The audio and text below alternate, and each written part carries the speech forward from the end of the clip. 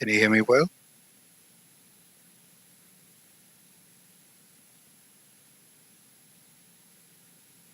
Hi, we will start in a few minutes.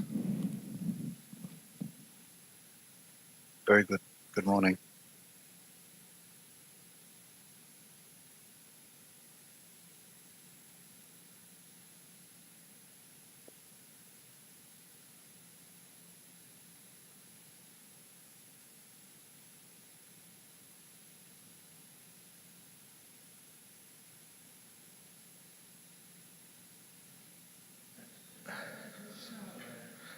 Tak, Shimin, so we have 1 minute to start.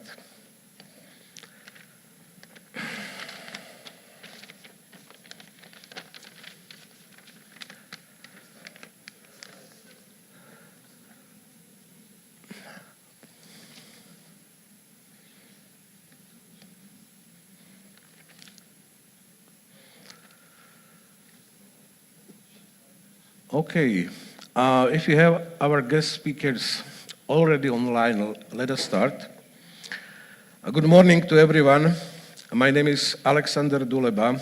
I'm a senior fellow at the Slovak Foreign Policy Association, and I have the privilege to guide you today through the first panel of today's conference proceedings, and we will be discussing a very important topic, which is reconstruction of Ukraine. It's already 2 years without 3 months when Ukraine is defending itself against unprovoked and unjustified military aggression of Russia. And Ukraine pays enormous price in terms of the lives of its citizens, but also in terms of devastation of Ukrainian cities, villages, infrastructure. But each coin has 2 sides, and the other side of this coin is a great chance for Ukraine to be rebuilt in line with the most advanced technologies and standards. It's also a chance for Europe to understand and to approach the reconstruction of Ukraine as a part of its own reconstruction, especially when it comes to critical fields, and one of them we are discussing at this conference, and this is a green transition. We have 4 speakers. I'm very happy to welcome the keynote speaker at this panel, Mr. Mustafa Mutsinaiem, the head of the State Agency for Restoration and Infrastructure Development of Ukraine. Mustafa, thank you very much for joining us. His intervention will be followed by Mr. Markus Lippold's intervention, the team leader for energy efficiency, climate action, I would summarize it for green transition, at the Team Ukraine, which was established at the European Commission. The third speaker will be Sviatoslav Pavlyuk, who is offline, present here together with me. And Sviatoslav is the executive director of the Association of Ukrainian Energy Efficiency, which is a very important association which unites more than 50 Ukrainian cities that already did a lot in the field of the energy transition. And this bottom-up perspective for all the process is very important. And finally, we'll be joined a bit later on by Diana Poloni, who is International Communication and International Relations Director of the Exim Bank Slovakia, who will present some support schemes the bank can offer to Slovak businesses that want to be a part of the process and to be engaged in the reconstruction of Ukraine. Having in mind the information I received from the staff of Mr. Nayams, that is very limited time frame to spend with us, I'm passing the floor to him, but let me also bring to your attention a possibility, at least for 1-2 questions after his intervention immediately to him, because then he will have to leave our conference. So therefore, if you have questions, please think about them, be ready. Mustafa, the floor is yours. Thank you very much. Thank you very much for having me, for your attention to Ukrainian restoration activities that we are doing, and of course, thank you for holding this conference, which I think will provide the platform for experts and decision makers to discuss important issues of the day. And I will just shortly describe what is going on now in Ukraine and what is our goal and mission of our agency. Actually, our agency was created in December last year. So in some weeks, we will celebrate first anniversary. And I was appointed as the head of the agency in January this year. Why we actually was created, just because we know that after shellings last year in October of our energy infrastructure, many of our substations was shelled and destructed, and our agency was responsible for building shelters and building facilities which can protect them. Before that, during all these days from the February last year when full-scale invasion started, our agency and all our big infrastructure team, I'm talking about railways and our road state administration and also other agencies, they were responsible for restoration of different critical infrastructure facilities around the country. And also on deoccupied territories, we help people to rebuild or restore some of facilities. So government decided to create agency which will be responsible for implementation of strategic priority of government in restoration. Of course, our agency is not monopolizing and is not monopolist on the restoration activities, because as you understand, we have many stakeholders in country, for example, local authorities and all other state agencies like ministries or like universities. Some of them are capable to do what they can do. Our goal and mission of our agency is to be the most reliable partner for all kind of stakeholders in restoration. I'm talking about local authorities and government, and of course our international partners and international donors and states which helps us.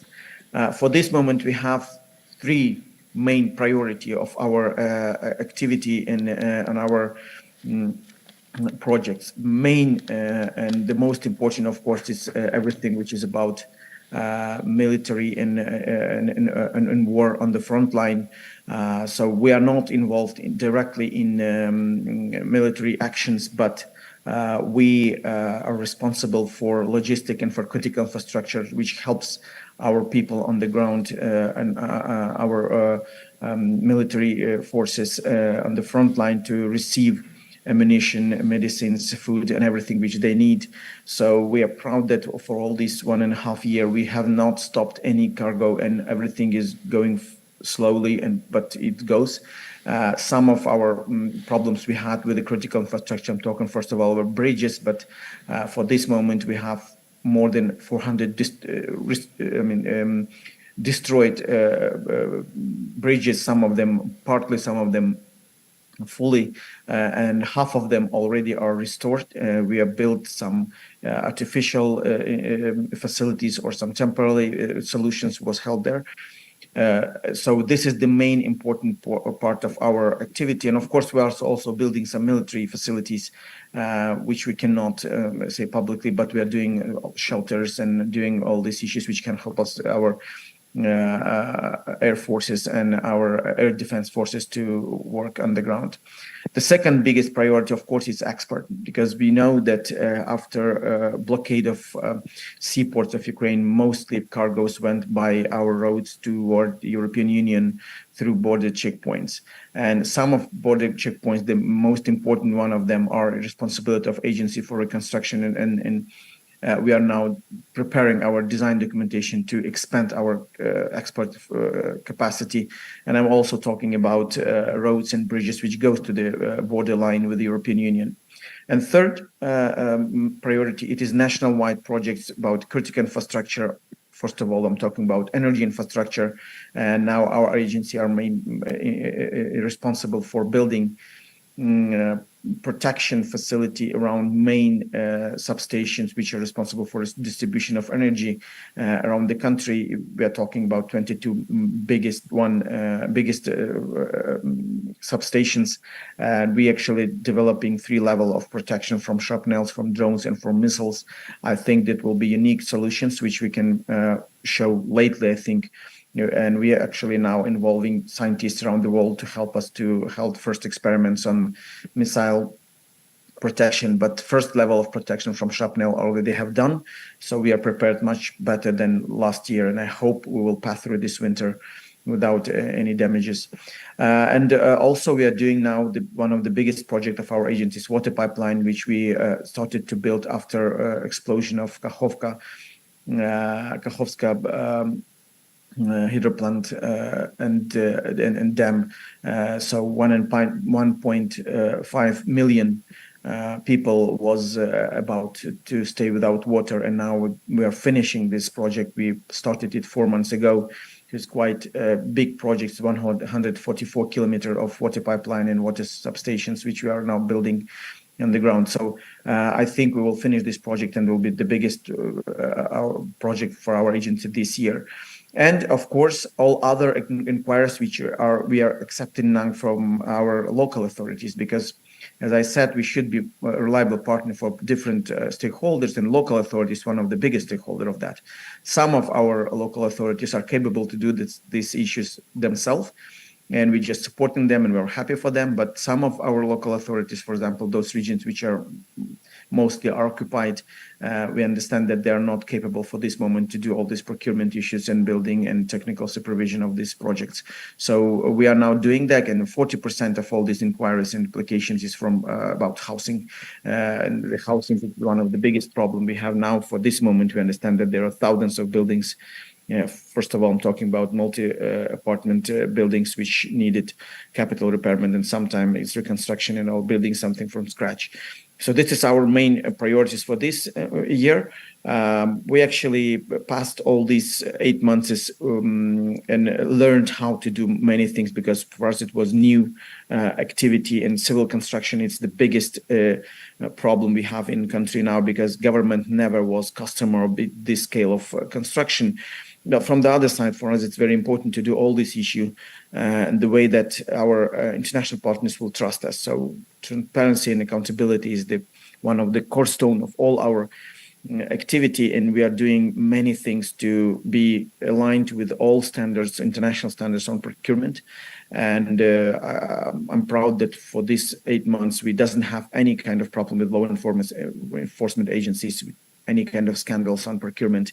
We're unifying our approach, and we are trying to be as much as we can transparent to all our stakeholders. So I will stop here. Please feel free if you have any questions. And again, thank you for having me and all your support that you as a country and as a state and the people of that you can help us.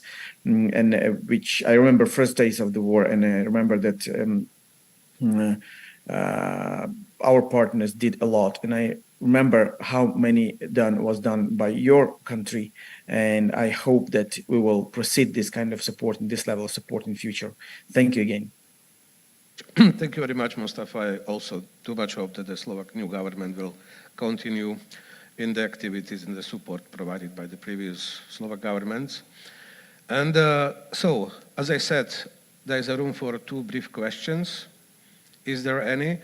I have a very brief question. So, I mean, just to inform the people who are represented here, the governmental structures of businesses, whether your state agency is a right and address, a correct address as a contact point if they want to invest into the reconstruction of Ukraine, to implement some project, so you can serve as a sort of the support agency for them. Is that correct information? Yes. First of all, we will be happy to help any companies which want to come to Ukraine and to work with us. We can help them to understand how work with our tenders and with our procedures.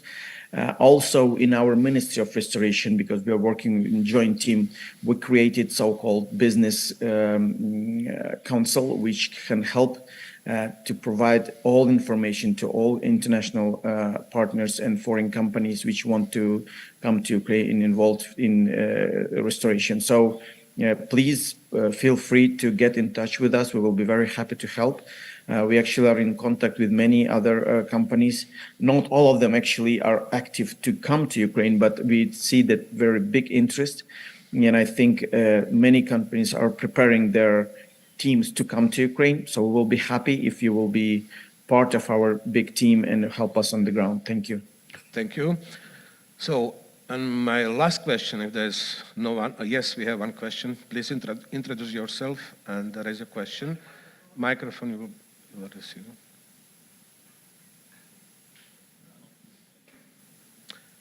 So, before our participant will raise his question, so I have a very brief question. If you can just share with us your insights on the governance of the reconstruction process, because we all understand more or less what the steering committee established on the G7 plus Ukraine is. So it started its activities, then secretariat at the European Commission was established. But the Ukrainian government should co-host the operational delivery platform, and there is almost no information about that. So whether you have any information, any insights on that, how it looks like, what will be the shape and the procedures of this operational delivery platform, because it should be 3-level structure: steering committee, secretariat in the Brussels, and the operational delivery platform co-hosted by the Ukrainian government. So more or less we have information about the steering committee. We know what is the secretariat established at the European Commission, but still there's almost no information about how this operational delivery platform will work, which should be based in Kyiv and co-hosted by Ukrainian government. Okay, so this is a question, but okay, let me pass the floor to our participant. Jakub Gorzkowski, PGE. I would like to ask you, how do you tackle the issue of shortage of components? And is there any relevant manufacturer base in Ukraine still available for you, especially when it comes to electricity sector components? Thank you. Okay, the last two questions, Mustafa, for you. About components and about materials which we need for reconstruction. Actually, several months ago, USAID made big research on the construction components that we need and how the lack of them. For this moment, I can say that mostly everything we have here in Ukraine, and we still have capacity to produce them. What we doesn't have, there are 3 or 4 components. First of all, the biggest one is glass. The glass is one of the biggest deficit we have, because for this moment it is very expensive, and the factories that we have is not enough to provide that with the glass. So many volumes of this material is imported. Second, of course, we had some problems and we have still some problem with the bitumen. The thing is that previously we imported bitumen from Belarus, and for this moment we are mostly we have our bitumen, but it's not enough for our works.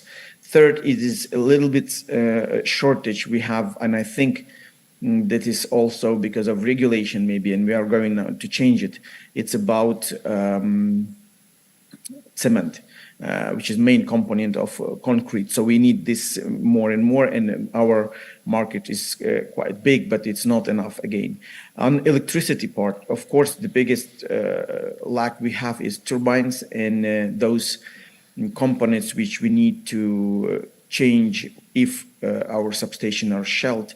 And I know that our Minister of Energy and main operator of distribution of energy, they're doing great job. And this year they procured enough components to pass through this winter. But last winter showed that it can be not enough. But let's see, I hope it will be enough. So for this moment, another components, in construction, we have enough, everything. Thank you very much. And if you have any information, maybe insights regarding the operational delivery platform as a part of this governance structure or the donor platform? Operation, I will just try to explain how it works now for this moment. We have a donor coordination platform, I just said you're right. We have two secretariats here in Kyiv and in Brussels. But how donor coordination platform works, our Ministry of Restoration and Minister of Restoration, Alexander Kubrokov, represents government in this platform. As you know, platforms solve two kind of topics. It's macro financial aid and budget shortage, and it's on restoration part of it is. Then we are talking about government and then ministry and our agency, which are responsible for implementation of strategic priorities, not everything.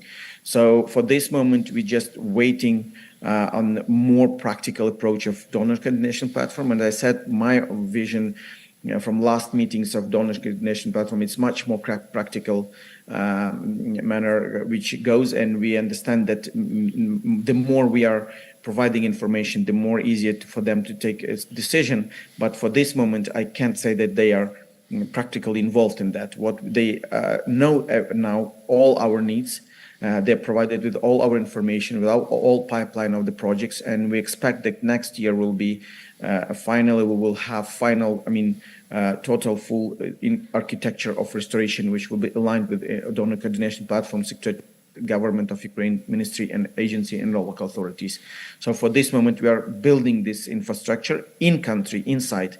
It works, but we should need this link with donor coordination platform and local authorities and all our needs on the ground. Thank you very much, Mustafa. So we already exhausted your time. I wish you to have a very nice and productive day. Хай щастить. Слава Україні. Дякую вам. Thank you.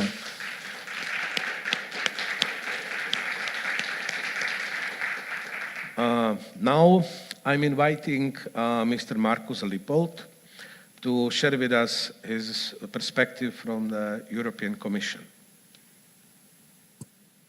Yes, thank you very much. I hope I'm nicely audible. First of all, thank you to your government for inviting the EU Commission to this platform. It's great to speak after Mustafa Nayyem played such an important role actually in the revolution of dignity, and it's almost 10 years ago that the Ukrainian authorities refused to sign the association agreement, and now here we are. And 2 weeks ago, the EU Commission actually published their progress report and recommended opening accession talks with Ukraine. So we've come a long way. The Council meeting in mid-December will sort of pave the way forward. Let me just give a brief overview in terms of the sort of overall assistance that the EU and their member states have given thus far to Ukraine. You know that by now, since the war started, almost 83 billion euros have been provided. That is by the EU and member states. There is the multi-annual financial assistance, which this year is 18 billion, and the last disbursement was done on October 23rd. We have announced the Ukraine facility, which actually looks at stable finance for Ukraine for the next 4 years out to 2027 of 50 billion. And underpinning that is the Ukraine plan that the Ukrainian government, together with the Commission's help, is currently putting together to be ready end of this month. The facility has 3 pillars. The first pillar is predominantly budget support, the urgent needs that the Ukrainian government has. Then the second pillar is predominantly investment loans and together with IFIs, providing the investment needs. And the third pillar is around technical assistance and building capacity in Ukraine. This is the sort of big envelope. Getting closer to sort of the ground and also very much linked to what Stefan Nayyem just said. We've been supporting Ukraine in terms of urgent emergency needs ever since the war started via the EU Civil Protection Mechanism and the crisis response center that we had.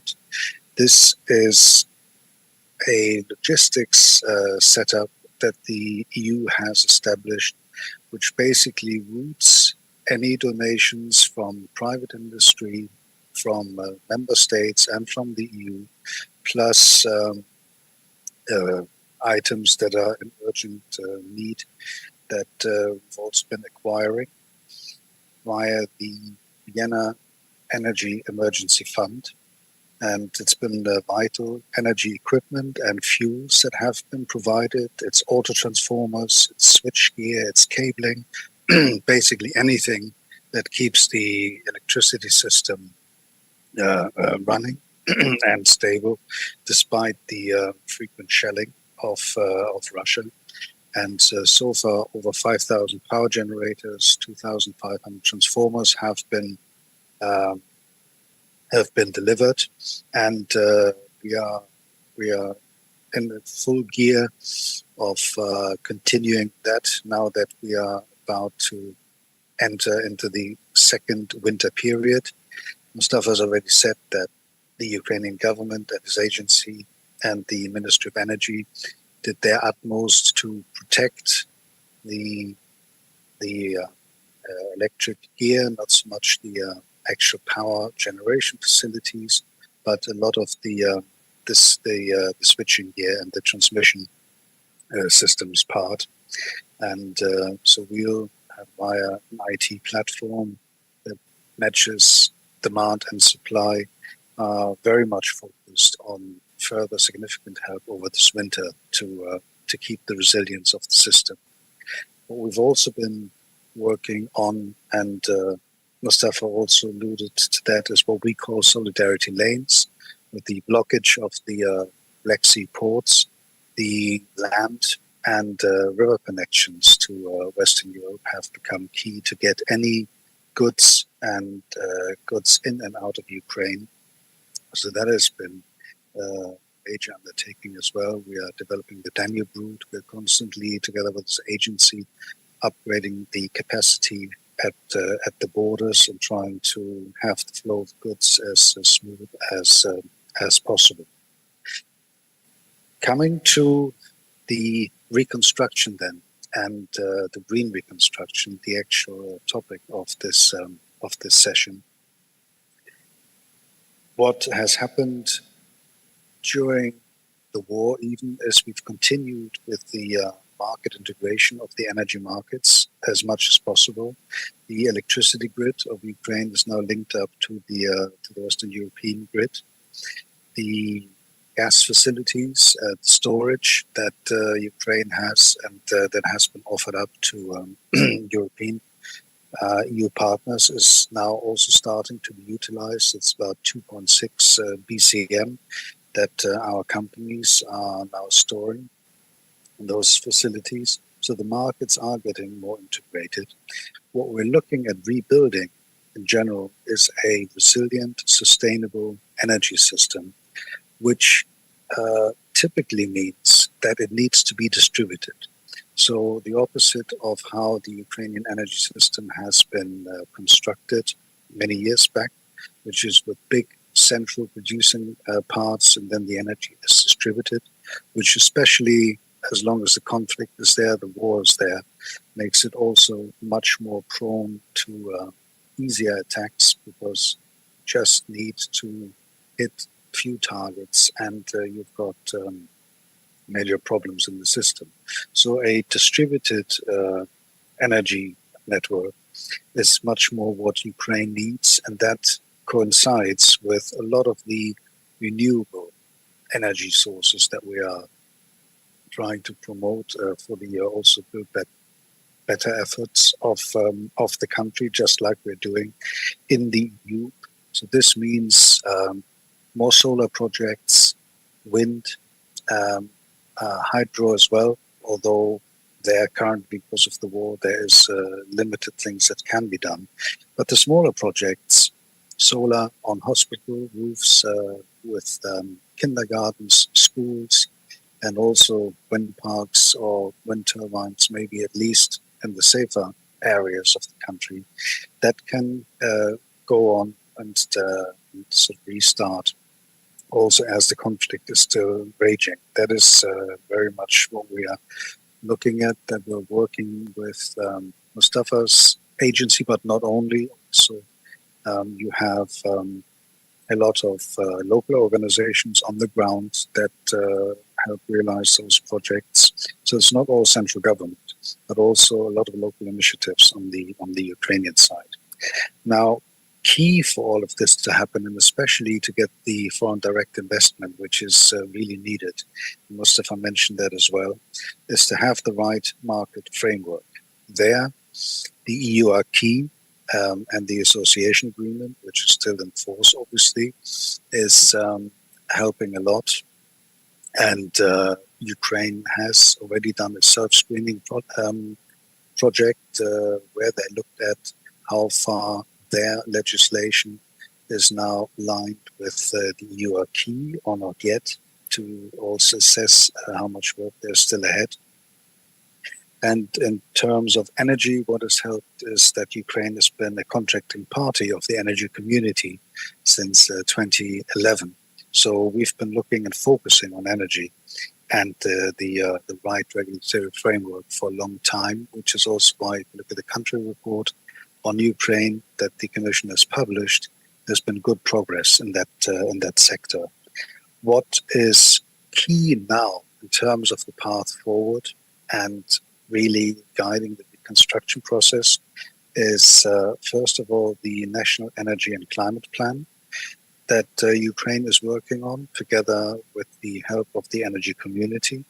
This plan will be delivered by June next year and sets out the sort of energy system until 2030.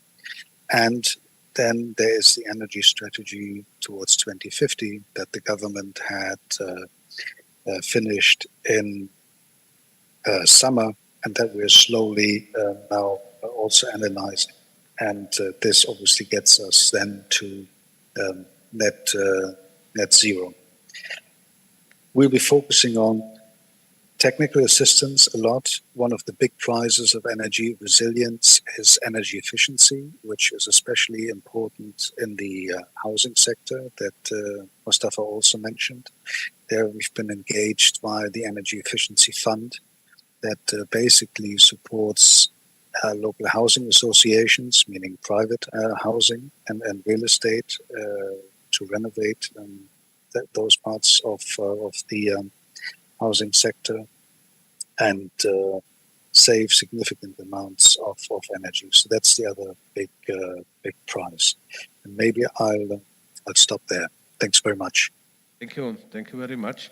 Can you stop with us till the end of the panel, because there are some questions, I also have some questions maybe participants have, so then I will open the discussions after the presentations.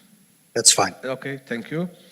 So now I would like to encourage Sviatoslav. Sviatoslav, please give us your bottom-up perspective, how you, from the perspective of Ukrainian cities, municipalities, see the chances and problems of when it comes to reconstruction.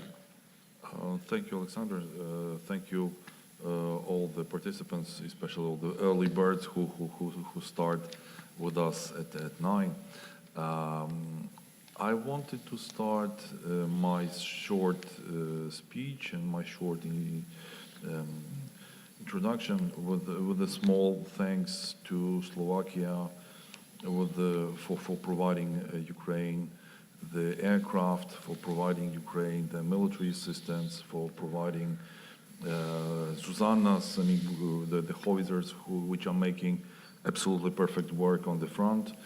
And that's absolutely important for us to survive, to be able to push back the Russians and to be able to start talking about reconstruction, about and future construction works. Please don't stop. We still need your help. We are facing the biggest military power in Europe in our daily battles. I would then give you a little bit overview of how the energy system works, because we are just talking about very general things. To give you a flavor of how do we live and how do we function in these times. First of all, we have lost, as the country, we have lost almost 40% of the electric capacity generation. And we lost the biggest nuclear power plant in Europe, which is the Zaporizhzhia nuclear power plant, of 6 gigawatt capacity, or more than 6 gigawatt capacity, plus traditional coal and gas-fired power plants of 4 additional. So we are minus 10 gigawatt of capacity from the system, which is absolutely huge amount. So that creates a lot of instabilities, plus in the supplies. Plus, Russians are shelling the grids and the transmission systems, which is creating these problems of transmitting the electricity from one place to another place, even if electricity is generating. So at the same time, we have drop of the consumption of electricity because a lot of factories have stopped, because a lot of cities are bombed to the condition that they don't consume anything, a part of wood and basically that's probably canned gas for some heating and for food. So we have minus 40% of consumption of gas. We have a 30% consumption of gas and 40% minus of electricity. In that also should be taken, has to be taken into consideration that a lot of businesses which survived, mid-sized businesses, small-sized businesses, they've moved from the east to the west, they were relocated. And the general picture of consumption of the country is different. So we have more consumption in the west and less consumption in the east.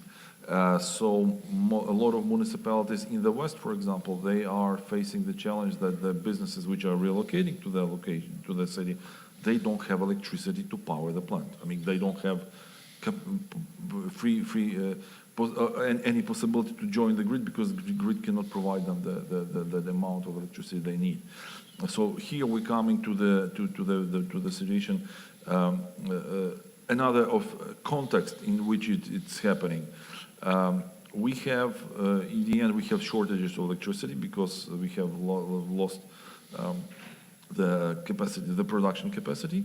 We have huge development in previous years. We have absolutely tremendous growth of renewable energy systems, mainly solar systems, which were powered by a feed-in tariff, which is also a big question. At the same time, we have insufficient grids to use that electricity from renewable energy systems. In certain moments, renewables are up to 1/3 of existing energy system, energy consumption, which is quite a lot. But at the same time, we are living in the climate zone where the fluctuations between summer and autumn and winter are very big. So we have excessive production of electricity which cannot be transmitted anywhere, and that cannot be consumed by local community. So in the end, the country is paying as a guaranteed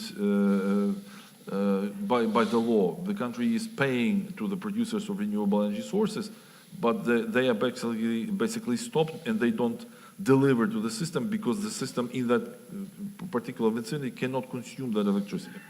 So another story is that which was mentioned by Marcus a moment ago. The Ukrainian government developed a new energy strategy till 2030, till 2050, by the way, which is not public. It's a kind of secret. It's not public. And more of that, ministries and national agencies have developed the plan of implementation of the strategy, which is normal, which is also secret. So in the end, the country is supposed to implement something which most of the actors are not aware, and this is the context in which we are working. I mean, sometimes, and these documents should not be, in my opinion, they should not be secret. One of the challenges we also have is that we have, as a country, on the Dublin COP, we took the obligation, it was 26, I believe, COP 26 in Dublin. We took the obligation to close all coal power plants by 2035. And in the context, we don't have the balancing capacities for electricity, we don't have sufficient grids, and we have to close the coal fire plants by 2035, and basically, and the plan is secret. So in the end, I mean, nobody knows, I mean, how do we really balance the system? And the biggest challenge is, first of all, well, Russia. The second is planning and our ability to implement. So in the end, municipalities also facing, as Mustafa also mentioned, that municipalities play a very important role in the life of the country, in reconstructing, in rebuilding, and municipalities are facing huge loss of knowledge. I mean, we have millions of people who moved to European Union. We have tens of thousands of civilians who were killed. There are tens of thousands who basically millions on the occupied territories. And finding a good mechanic and finding a good welder, finding energy manager is a challenge. We are looking for 3 people to join our staff at the association. By the way, we grew up to 98 already, from 50 when we met last time. So municipalities are looking for the ways how to do. And the loss of knowledge is one of the biggest challenges. Our cities also face the situation when the Russians were in the occupied cities. They took away all the equipment, all the computers, all the documentation. So basically, when normal administration takes back the city and looks in the documents, there is no documents on the grids, no documents on the network, on water, electricity, and if the persons who are working for this water company are gone for any reason, I mean, nobody knows where the pipes are. So these are the contexts in which municipalities are operating. And so, in fact, when we are talking about green reconstruction, we should be thinking what to be done. First of all, I would, as a representative of Association of Energy Efficient Cities, I would then talk about energy efficiency first, which is not really in the plans of the government. And may I also point to Mr. Lippert that energy efficiency absolutely should be in the package of Ukraine document. Otherwise, we already lost 3 years. We will be losing some more. There is a huge challenge with energy efficiency. Mechanism of implementation. We have a law, but no mechanism of implementation. There is no system of enabling and supporting, which are enabling, supporting framework is not existing, and it's important to create it. Municipalities still have to think. We have different perception of what energy security is. Ukrainians last year, when we had shortages, when we had shutdowns of electric systems, we started understanding differently the value of energy. It's not about the price, it's about the value. Because sometimes if you're running on generators, if you run a municipal system on the generators, heating system, because the biggest consumer of electricity, for example, in Lviv region, where our office is water company. I mean, the water company, water supply company, is the biggest consumer of electricity in the region. And if you don't have electricity, you don't have water, you don't have heating, and all of that. So electricity generated by the portable gas-powered, petrol-powered generators is like 3, 4, 5 times more expensive than the electricity from the grid, and that also goes into the tariff that has to be compensated. So municipalities do understand why do they need to install local generation, local systems, and we have now several municipalities which are already doing that. We have Dolina, which is making analysis of so-called local grid, which is integrating all the solar panels on the private roofs, wind turbines which are nearby, or some bigger generations, possibly also gas powered generation, because it's a specific location. They have a lot of all gas and oil drills, and I mean there is still gas going out, and they have to do something. They cannot use it otherwise, then just they can produce electricity out of it.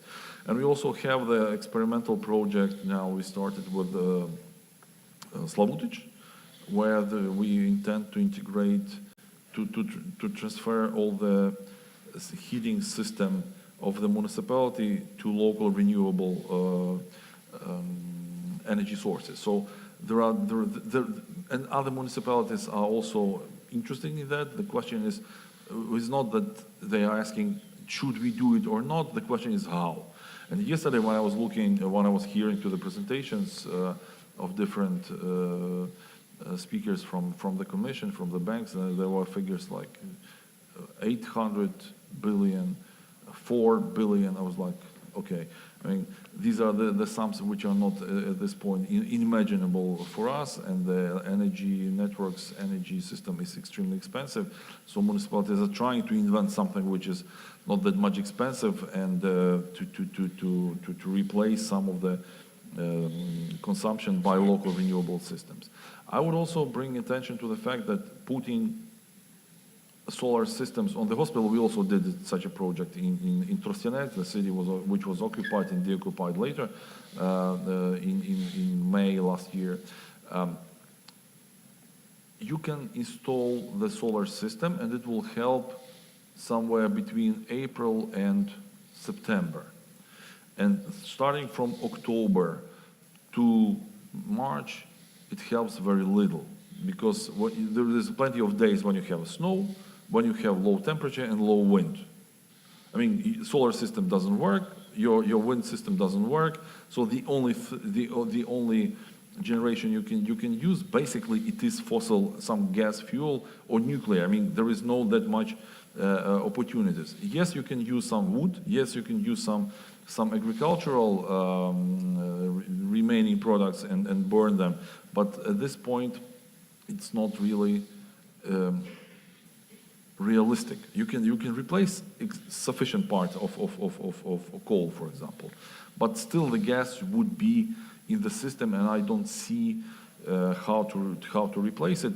By the way, and the energy strategy of the country is secret. Well, I saw that, but generally, well, so that's the situation where we look for. Where we are now. I'm running out of time. So summarizing, municipalities, well, there is a lot of uncertainties about the security situation, about the investment which can be started only when the security situation improved. The only kind of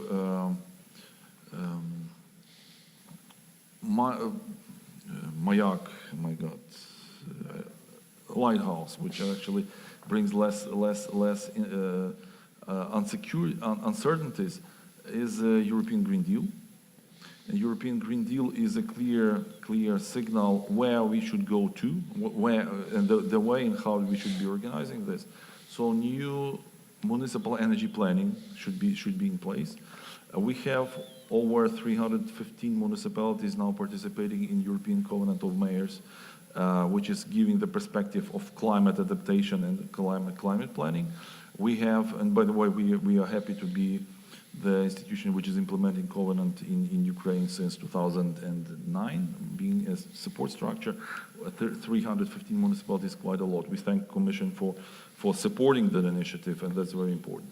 So we have different different planning. One is climate planning, 2050 horizon. We have European Energy Award, which is developing and helping municipalities to create the administration structure which is able to plan and to implement the plans till 2050 on the 4-year cycle. And then we have a green building certification system, which is not just energy performance of the building, but it's about green comfort of life the standards of the buildings which have to be built. And I think these are three pillars which we will be promoting again in the country, in developing, in delivering that to the cities. But still we lack the one more pillar, which is technical knowledge to implement. Because when we started in 2007, years ago, we had to convince municipalities that energy is important. It's an important part of your energy budget. It's important, the energy efficiency is something which you can do, and it's important. We had to convince that it is important. Now, the question is, there is no more challenge to explain that. The challenge is how to. And we still are lacking practical knowledge on modern system of water supply, modern system of waste management, modern system of heating in the cities, especially for the smaller cities. I'm not talking about Mayor of VIIa, who was on the stage yesterday. I mean, it's one of the headliners in our country. I mean, they're one of the champions. But the smaller municipalities, they really don't have experience how to do that. And the fact that we have 5 representatives of Ukrainian cities visiting Bratislava now and going to other smaller towns to see how do people do it differently than we do. It's very important to show that servants from the smaller municipalities, and I appreciate that very much. Thank you. Coming back, summarizing, it is absolutely important to do long-term planning. It is very hard during the war because municipalities are mostly facing the challenges, what do we do tomorrow, not in a year or in 5 or in 10. But still you need to keep the focus of this Green Deal, and any infrastructure which has to be rebuilt now has to be really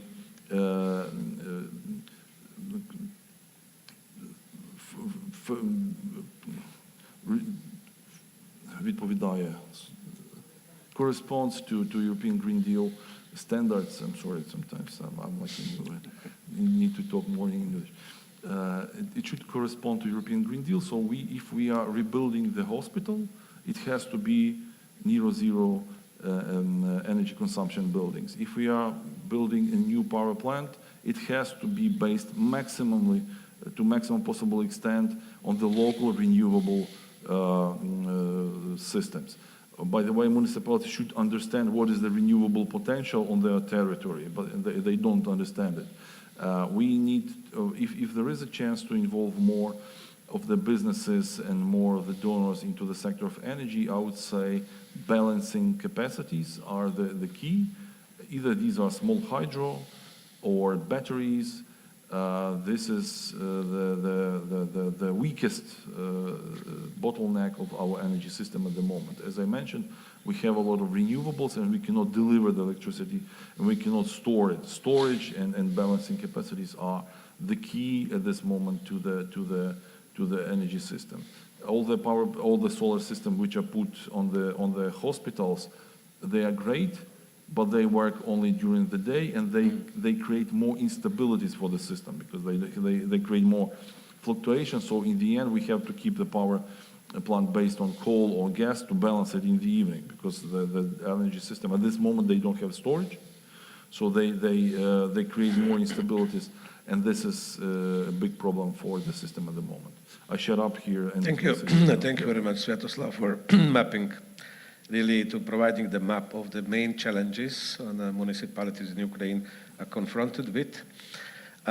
Yes, I have you raised some questions also to Markus Lippold. It's one of the questions I would like to raise is how the European Commission works with the European government when it comes to the standards of the reconstruction. So if there are some money coming on, so as you mentioned, so that you need like that the hospital is like zero sort of... it should be, yeah. Yes, I mean, so how it works, I've been twice in Bucha in my life. First one in beginning of April last year. It was just 1 week with Russian troops withdrew from Bucha and it was fully destroyed. I'm not going, I mean, I will never forget the pictures I saw there. And I've been there in March this year. The 1 year passed, but Bucha looks like Austrian city, Austrian town. You know, if you visit the Burgenland here neighboring to Slovakia, colorful, everything repaired. And my question was, and I Ukrainian colleagues. So what the norms? I mean, the money came, the governments, businesses, simply they invested in Bucha, and the question was, you know, what the norms, following which norms this reconstruction was done. So it's already going on, and you, Markus, mentioned the technical assistance that you are offering, and it's very important to offer to Ukrainian government. So it's really very important, I think, now also for businesses, those who are interested to invest, how the rules will be set up, which norms will be applied, because this is a very important issue. One is money, resources, Ukrainian needs. There is a flow of money and some investments going, but still the rules, norms, which norms to apply for the reconstruction. I mean, the politicians used this argument, so let's reconstruct Ukraine, you know, in line with the most advanced sort of the standards we have, so whether it is a reality or not. But before I will invite you, Markus, I will give you just a couple of minutes to think about, because it's very important. We have Diana Poloni, a Communication and International Relations Director of the Exit Bank of Slovakia with us, online. Can you hear me, Diana? So are we connected?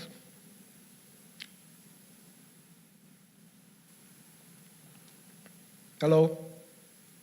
Okay. I mean, there's a need still to establish connections, so then I would like to invite Markus to respond on this norms and standards questions when it comes to the reconstruction of Ukraine. Yes, thank you very much. And it is a very pertinent question. Couple of comments. With the EU acquis that Ukraine is working towards, there are regulations directive which directly apply also the association agreement that do set standards. So the energy efficiency buildings directive, for example, is directly applicable to Ukraine, for example. In terms of which materials to use, there are also certain there are benchmark materials which are published by the Commission. There are some materials which are sort of detrimental to the environment, which are not to be used. So there is already legislation. There is already certain qualifiers in terms of what building back better and green means. But it is true that in terms of ultimate methodology, what actually qualifies as a green investment, there is still a lot of uncertainty in Ukraine. We know that the different ministries and government have different understanding in terms of what this actually means, and where we will be helping, and there is, again, several things going on. Some things are just being started now. A good example, I think, has been the Energy Efficiency Fund, which is a multi-donor fund, which, again, finances renovations in public buildings. It is the homeowner associations that put forward the project. So it is individual citizens that have, if you will, skin in the game, that have an interest in terms of the electricity bills that they pay, the energy savings that they can make, and the quality of life that their apartment gives them. In order to set this whole system up, we also trained inspectors that then come in and look at the energy efficiency scales of the projects and certify it. So there is still a big educational effort to be done. What is being set up right now is there are sponsored partially by EU Western member states, centers of excellence, expertise, around technologies and materials. There's the Ukrainian Green Deal, which is done together with the Helmholtz Institute. Then there is a climate and energy center supported by GIZ, which has been inaugurated 2 weeks ago, and together with Breakthrough Energy and IKEM and Golov, there is another center that looks at how to best build back better. Another key enabler, and Mr. Pavlyuk mentioned that, is the Covenant of Mayors. There are several projects that we are doing, also with the Covenant of Mayors on the ground, and I would also point to looking at cooperations maybe with certain cities in Germany and Denmark, for example, at least. That's where I know some, where despite what was said in terms of renewables sort of destabilizing the grid and wind and solar basically not being there in winter and not helping much, there are communities that have managed to basically be independent of any sort of grid providers of electricity or heat, and that actually produce surplus electricity sometimes that they feed into the grid. So it is possible. They actually use solar technologies which are not the sort of latest generation, which could be or is used by Ukraine right now, but it is technologies that have been there sort of 10 years ago. And it does work. Obviously, what you typically have in combination with that renewable energy production is also very energy efficient housing and a combined holistic system that integrates all of this. The last thing I would maybe say, when Ms. Pavlyuk, you said that renewables doesn't, though that capacity that has been built up in winter doesn't actually contribute that much because it isn't really producing. If you look more at island solutions, which I'm sure you're aware of, so not really linking big renewable plants, solar plants, big solar and wind farms into the overall bigger grid, but you really have it more on an island standalone platform, meaning you save and you do not need to build up a lot of grid connectivity into the central system. Again, that tends to work quite well. Thank you very much, Marcus, for your elaborations. Still, I got information that we have online Ms. Diana Poloni from the Exim Bank Slovakia. Diana, can you hear me?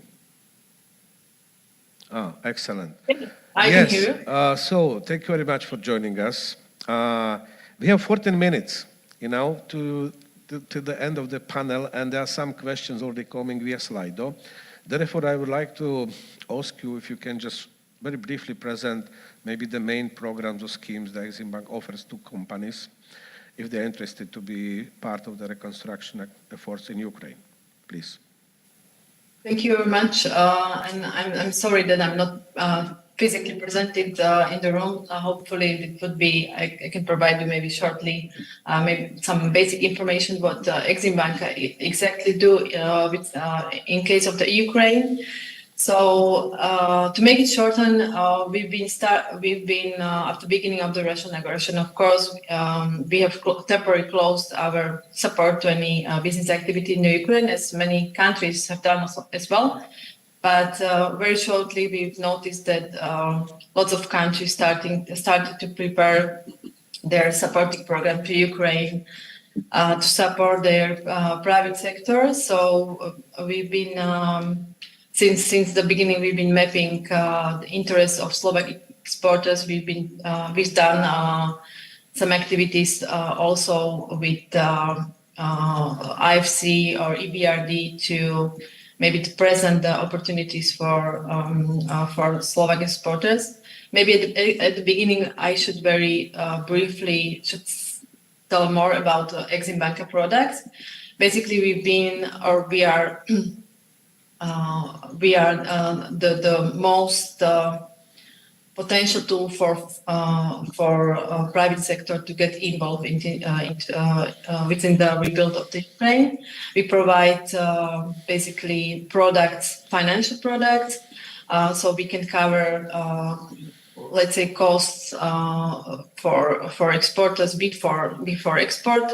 We also doing or provide products during export, also financing and insurance guarantees. And we also do activities towards development market or emerging, to get companies to on emerging markets. As we are pillar assessed company, we are also able to work and to implement European tools or European finance tools, as they're very shortly will be presented. The credit, the Ukraine facility, which is a investment framework for recovery, and we see this opportunity also for Slovak companies that could join to this facility and use grants or loans to use. But of course, this is the facility that will be launching next year. And there's also another tool, AEF guarantee, which is covered by European Investment Bank, and it's provide portfolio of credit export transactions for small and medium companies and for mid caps. The financial guarantee amount should be up to, I think that 800 millions. Basically for products in volume of up to 10 to 20 million on the first come level. This facility should be open at the beginning of the next year. And we believe that Slovak companies could also join this tool. Guarantor is, of course, a European Investment Bank. So Exim Banka could implement to provide or cover risks up to 80%, or for the companies, of course, up to 10% risks. And this tool will be provided for 3 years since starting 2024. Beside of that, Exim Banka provides, of course, from the various of portfolio to Ukraine, but we have to say that this is on individual level or individual cases.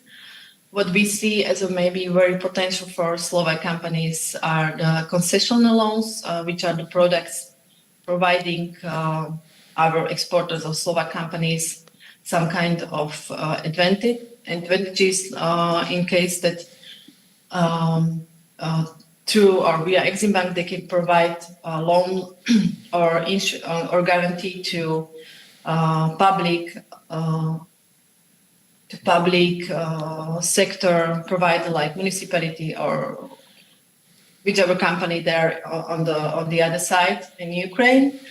And these concession loans provide some advantages in case of the interest rate, which is of course lower. The guarantee period or the grace period is longer. There are also some discounts up to 30 or 50% of the whole loan. So this is the product we believe that could help be maybe, let's say, more competitive for Slovak companies to make some deals or projects in Ukraine.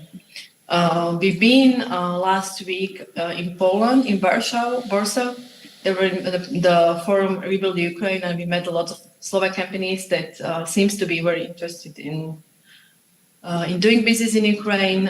But we see some problems, of course, that that should be also on the maybe, let's say, G2G level, provided more information for Slovak companies. Of course, the companies are very aware of the risks that is still on the table.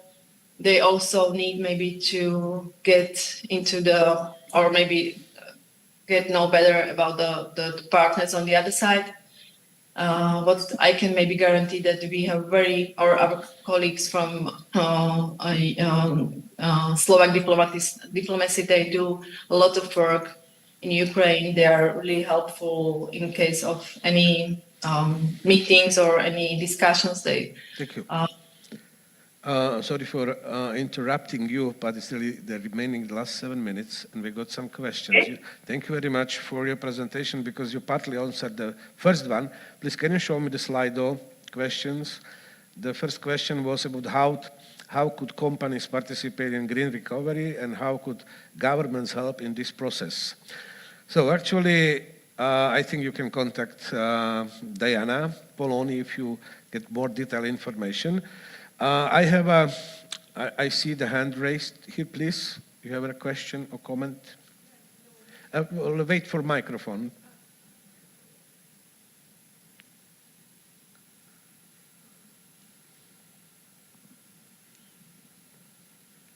Yes, please. Thank you. My name is Patricia Lawrence. I have one question to you. You were saying that I didn't exactly understand some energy concepts or such in the Ukraine are under preparation but are kept secret. I just wanted to ask what you exactly said. I didn't hear it, I think, properly. There is a national strategy, national energy strategy of development and energy sector till 2050, and it's secret because it was. I'm just saying. I mean, I'm not commenting is it good or bad. I mean, I think it's wrong, but that's the reality. And there is a plan of implementing the strategy, which is also secret. Most of the experts in the energy sector saw that, and they can really comment on the quality of that, but that's not the way the energy sector should be developing. I mean, you cannot really do that. Yeah. Okay, so the second question I see on the slide is which sectors should be key in renovation process and how the reconstruction should proceed? I think so. You can just check the at least plan presented by Prime Minister Šmihal at Lugano conference. You have the list of 24 sectorial areas that should be part of the reconstruction. So it's a rather technical issue. And Ukraine, as you are informed also by Markus, that Ukraine government prepares the Ukraine plan, which is a key simply for this 50 billion euro package, which is still under the process of being approved within the European Union. But there will be a Ukraine plan. Sviatoslav would like to add to that? There are three very wonderful questions, starting from why the question of Ukraine green recovery relevant when there is still ongoing war. I will tell you, we had very practical experience. We were rebuilding water supply facility in one of the Krasnopilya, which is the village in Chernihiv region, which was just because the Russians shelled the substation, the high voltage went into the grid and burned totally the water pumps which were functioning at that moment. So we as association, we went into reconstructing the water system. We purchased another pumps for them. And there was the Ukrainian factory which is producing them so far was also occupied. We purchased Italian pumps. And the result is that their water supply consumes 40 to 60% less electricity at the moment. So when we are talking now about green reconstruction during the war, that's one of the examples. How should we do that? I mean, we should install the maximum possible energy efficient equipment if we are not rebuilding everything. Then if we're talking, I would divide the green reconstruction and green development. Green reconstruction mostly concerns about the objects or cities which were totally destroyed or severely damaged. All the rest I would call green development, because the municipalities which are in relatively safer places, basically safe is very, very naive, I would say, because every night we are getting 10 to 30 drones and missiles to the cities of Ukraine. It's happening every day. And that's the reality in which we live. So there is no safe place in most of the sense. But municipalities which are in safer situation, they can plan. They can have long-term plans. They can plan developing themselves in accordance to Green Deal targets, or they can build their municipal energy plans, planning to transfer totally to local renewables to become self-sufficient, and that's what has to be done. All the rest, and there was also the question how we can participate. I would say that I heard the stories when Slovak companies, NGOs were helping to rebuild shelters for children in the kindergartens in Chernihiv Oblast. I mean, that's also one of the reactions you can do right now during the war. But I would come back to the cities which are totally destroyed. Some of them may not be rebuilt at all. We have huge depopulation of the east, and we don't know yet which cities will be rebuilt, which will not. The demographics is the biggest challenge of that process. We lost millions of people. We don't know how to get them back. We will need to get them jobs for them to return, and jobs will come with the housing issue. So I think here what can be done and what Slovakia can help, what other countries can help.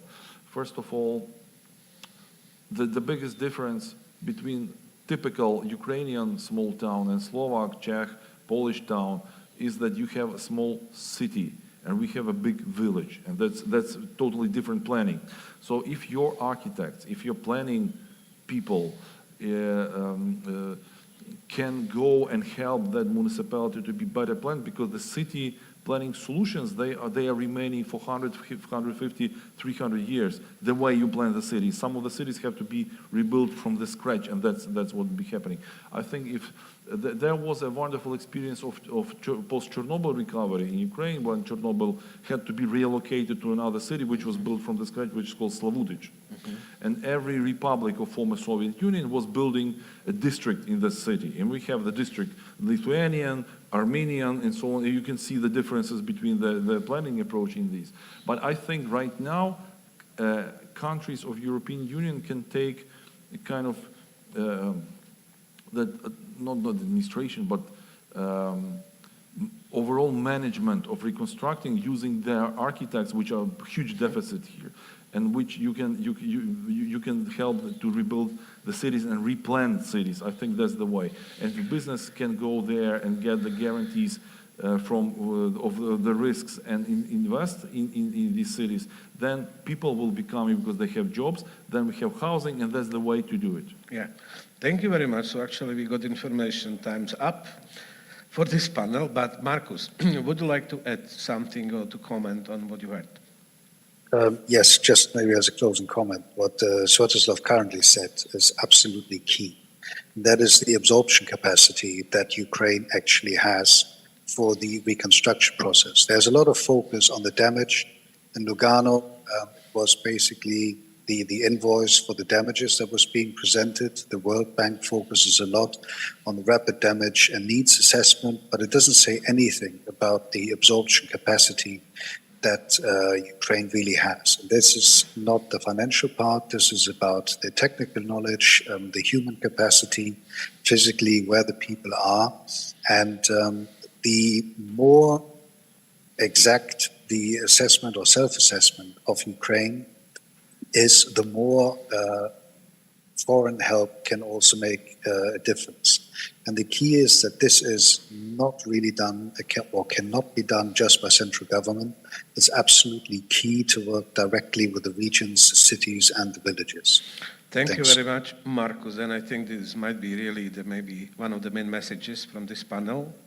And really we have to think maybe also on the level of the governments of the EU member states, but also European Commission, to think how to support and strengthen, develop the city-to-city, towns-to-towns, municipality-to-municipality cooperation, because actually the energy efficiency potential of each municipality is completely different. There's no one solution. Therefore, I mean, it's a lot of work ahead, and this should be important, I think, and additional sort of the, the track for the supporting and implementing the reconstruction projects in Ukraine. Thank you all for your attention. Thanks. I would like to express my thanks to all the speakers, and I think they deserve applause from you. Thank you. Thank you, Marcus. Have a nice day. Thank you very much for joining us. Thank you, Diana, also Thank you. for joining us. Have a nice day. Thank you. Bye. Bye. Thank you. Okay, it's the end now. It's the coffee break for a while.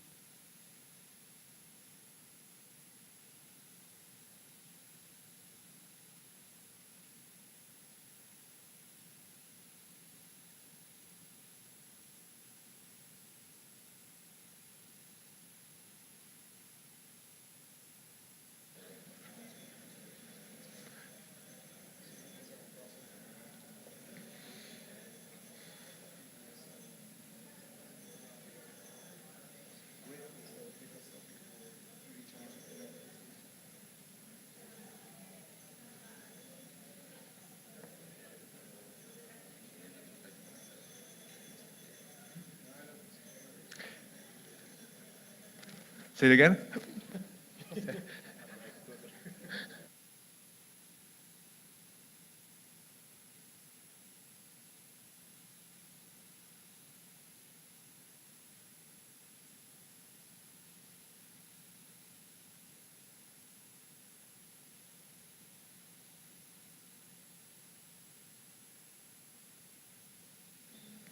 Let's not waste time. Maybe if you can take the seats, we'll start shortly.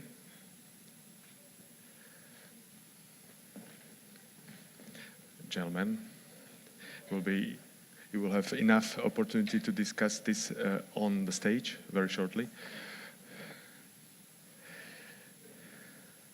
Welcome to yet another panel. This time it will not be directly about the energy or energy efficiency, it will be about the transport. But believe it or not, transportation now really plays a big role in the energy because we electrify. We electrify the road transportation. I'm Patrik Grzansky from the Slovak Electric Vehicle Association, and we're proud that we are partnering with the Slovak Foreign Policy Association, and we are powering this panel on the electrification of the heavy-duty vehicles. Of course, I will not be the only one on the stage today. I will have esteemed panelists, which I will call now to the stage. Peter Badík from Greenway Infrastructure. He's the CEO and the founder of Greenway Infrastructure, now active not only in Slovakia, but Poland and Croatia. I will also have Ibrahim Demir from Daimler Truck Slovakia. He's the chief operating officer here, representing manufacturing. I will have Tahir Kapetanovic, the vice chair of ENTSO-E. ENTSO-E is the European network of the transmission system operators, which is very important for electrification of transport. And I will have online our esteemed panelists as well. I see Alexander Reich.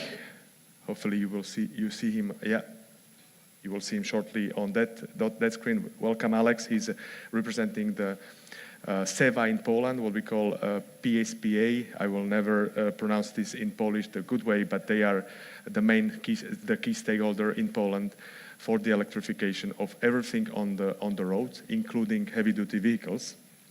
And hopefully we also have Henning Heder online, who we do not see right now. Maybe we will.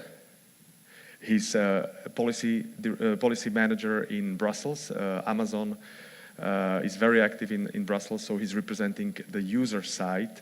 Do we have him online? Gentlemen, do we have Henning online? Páni, máme tam Henninga? Okay, we do have a connection here. So, Henning, welcome. We see you online, that's great. So Henning is representing Amazon, based in Brussels. I started with the electrification of the transport. Of course, we've been doing a lot of advocacy work and also a lot of communication with respect to electrification of the passenger cars, vans. But the topic now is hot also in the heavier segment of the road transportation, namely heavy-duty vehicles. By heavy-duty vehicles, we mean trucks and buses, so electrification of buses. And today, we will be talking about the first part of this segment. Why this is important? 70% or over 70% of all emissions in transportation are made by the road transportation. And believe or not, more than 20% are actually made by trucks.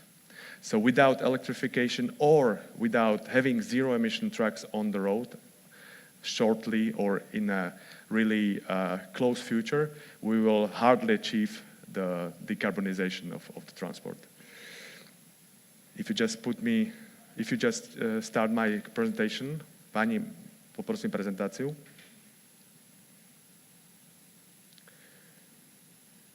We're working on it in Slovakia and in wider region. Let me just quickly set the stage here and talk about some of the arguments that we are dealing here with. But before that, this is actually SEVA, Slovak Electric Vehicle Association, represents over 60 companies that are active in the e-mobility in Slovakia. We also, of course, partner with the entire region, like PSPA, but we are also part of the big network of VIIa, the European E-Mobility Association. What we do very classical job: advocacy, networking, awareness building, data intelligence. So typical industry cluster. But let's jump into our topic for today. I'm not sure if you know that Poland is actually the biggest driver of truck services or logistics services.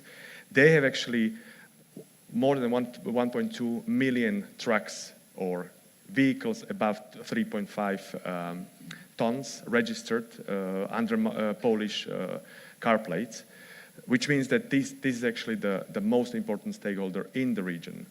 As you see, and this is just the insight into V4, mainly V4, we are somewhere at 80,000 jointly with Hungary, slightly more.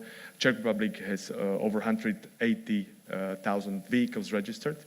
And just by comparison with Germany or Austria, we are a pretty big player in the Central Eastern Europe.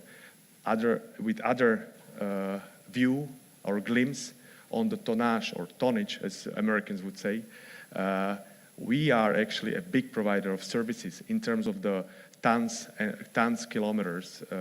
Poland is obviously number one, almost 30% of the services. Slovakia is number 10. By the way, we used to be number 5, but after financial crisis in 2010 and after COVID, we just got to number 10. But just to highlight, we have other countries from the Central Eastern Europe, namely Romania or Latvia, who actually play also important role in this kind of services. This is actually what the market is driven now by the revision of the European legislation. You have the targets here, which were proposed by the European Commission, which are very, very tight in terms of the zero emission or zero emission vehicles. That's the end. But with respect to the emission reduction. So if you look at 2030, if this revision actually is approved in the case, in the stage as today, or in the status as today, we would have 65% reduction of CO2 emissions until 2035. Just remember, with passenger cars, there will be 100%, 65% in comparison with trucks. It's not 100%, but it's a lot. Without zero-emission vehicles on the road, we will never achieve this target. And almost the full phase-out of diesel trucks or fossil fuel trucks will be in 2040 with 90% reduction target. OEMs are actually reacting to this. It's not like we would be without products on the road, or at least in the pipeline. You see the main manufacturers who actually have already the vehicles in the portfolio. This year we are somewhere around 300 kilometers range, which means the range which covers most of the services. By the way, I'm not sure if you know, but over 70% of all tonnage, American, in Europe is actually driven within 150 kilometers of driving. So as opposed to our idea that now the driver sits somewhere in eastern Slovakia and drives without a break to London, this doesn't happen. 150 kilometers is the range, which actually serves in more than 70% of the cases in European transportation. And believe it or not, almost 63% of all services in Slovakia are below 50 kilometers. So, which means that the majority of the services is actually can be served by these trucks already today. And next year, there will be even more trucks available in the big tonnage, the 40 tons category of the vehicles. What we say, the first phase of the electrification of the road transport will be mostly depot to depot or depot to logistics, which means what I said, almost over 60% of all services will be served by this in this use case. So you just drive one day logistics somewhere on the route from the depot to the factory, to the logistics center, and then come back to the depot. You don't need a very specific public charging infrastructure for this, because most of the charging is actually done in the depot or logistics center. Only in extraordinary situations you would need the public charging hub. However, in few years, we say we will drive longer ranges. And by longer ranges, I mean 500 kilometers, which will be cross-border trips. And here we think of 45 minutes after each 4 hours of driving, which is mandatory for truck drivers. So you drive four hours, which is approximately 350 kilometers, 320. Then you have 45 minutes. You top up the battery, and then you drive further down the road as much as you can. None of, or very few, actually drive more than 8 hours. With this, we need to look at the charging hubs. And these are charging hubs with big capacities. You have the minimum targets here, which is set by already approved regulation in Europe, which is called AFIR, Alternative Fuel Infrastructure Regulation. And this is the minimum. We're saying that in 2025, we will need, for this kind of public charging hubs, which will be along the highways, at least several megawatts of charging capacity, which means a pretty big challenge for some areas where, just imagine, you would have 50 kilowatt today, and you want to have tens or one level higher capacity. So this will be definitely challenging to provide the grid connection for these hubs. This is the typical charging hub. Just to imagine what you would look at the resting areas. You would have opportunity to charge the car, but you will also have the opportunity to charge the trucks, either quickly or even quickly than quickly. But enough of my introduction. I will now start the panel discussion, and I see that I need to sit here.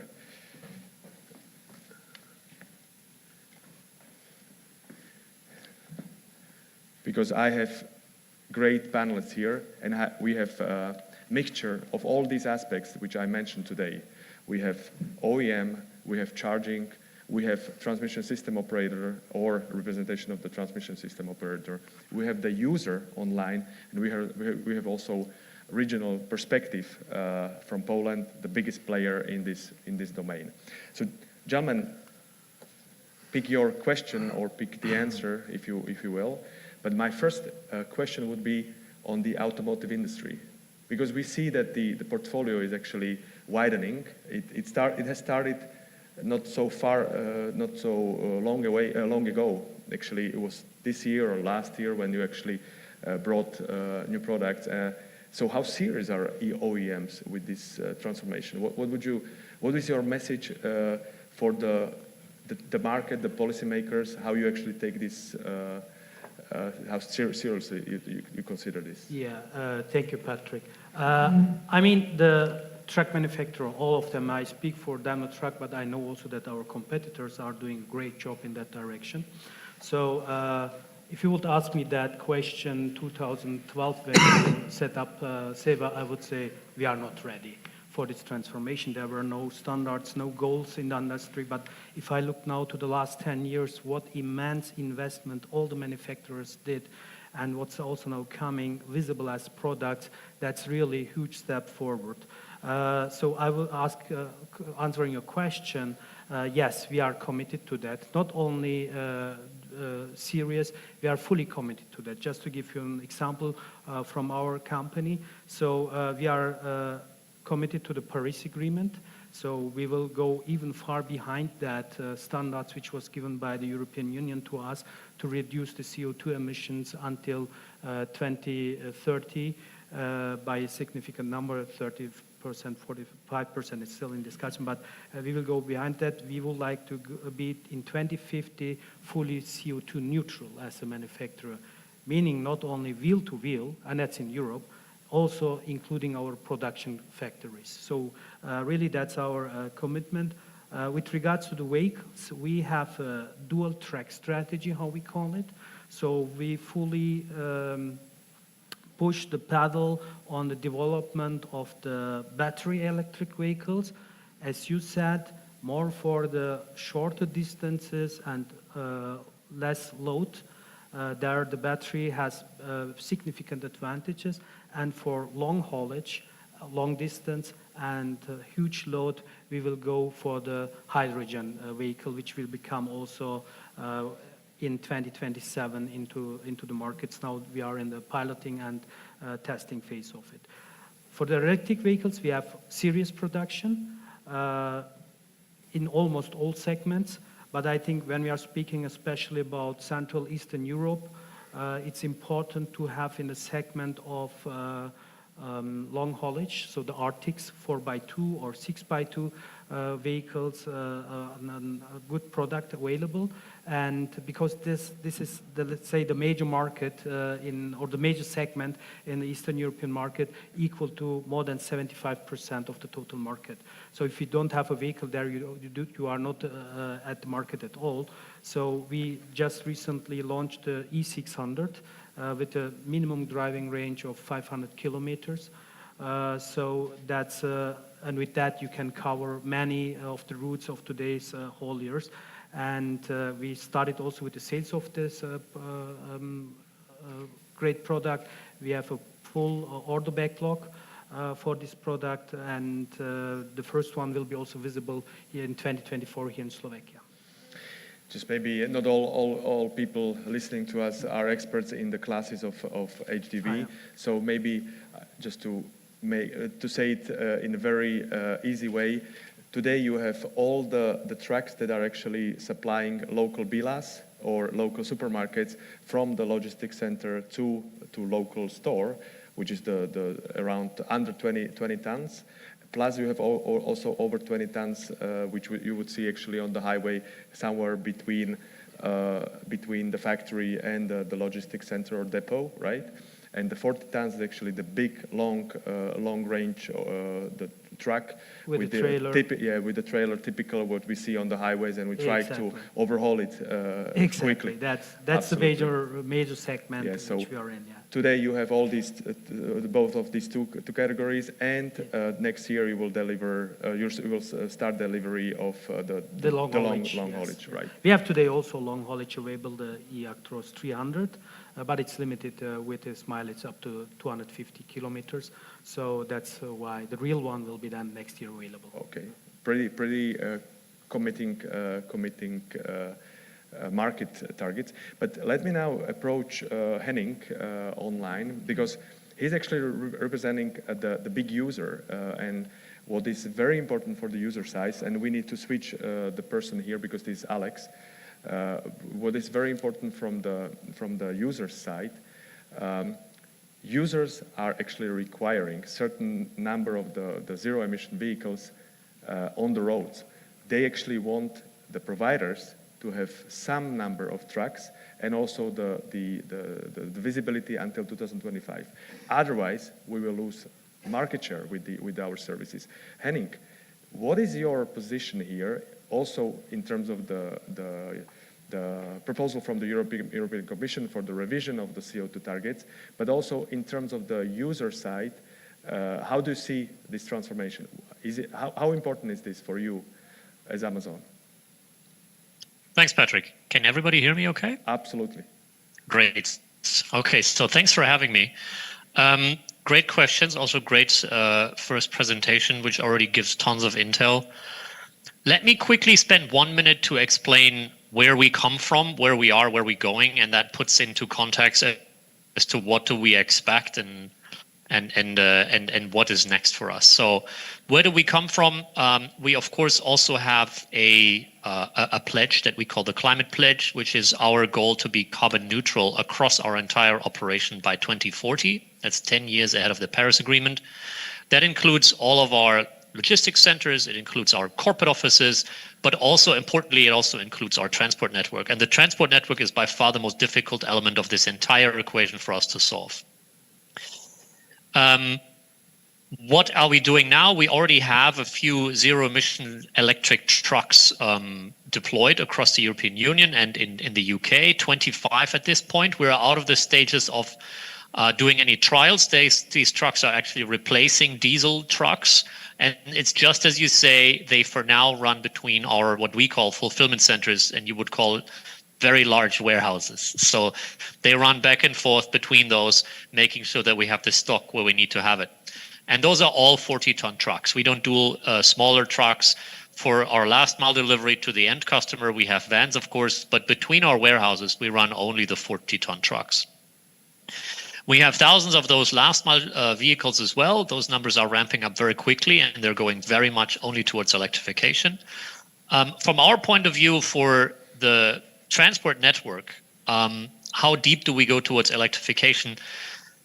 We are looking very closely at electrification. We have last year, just about a year from now, or a year ago, we announced that we are going to invest 1 billion euros over the next now 4 years into electrifying further our transport network. That includes at least 1,500 fully electric 40-ton trucks. That includes depot charging for us. That includes other things such as micro e-bikes, things like that. But I think the big number is here. We are looking to purchase 1,500 more electric vehicles, heavy-duty trucks over the next few years as well. And I mean, clearly that's not enough to move the entire sector, but I think that we can be an interesting demand signal here and that we can be a bit of a needle mover. However, of course, we cannot do it alone, so that's why we're looking for partnerships.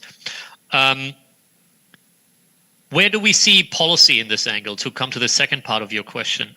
We believe that, I mean, this is a sector where regulatory frameworks play a huge role. The logistics network is something that is extremely competitive. It has very low margins. It is run by SMEs, so it is a sector that is very difficult to easily motivate to decarbonize in a cost-efficient way. We want to decarbonize. So let's put it clear. Our goal is to decarbonize our transport system. We do this because our customers are very much looking toward us to provide them with sustainable solutions.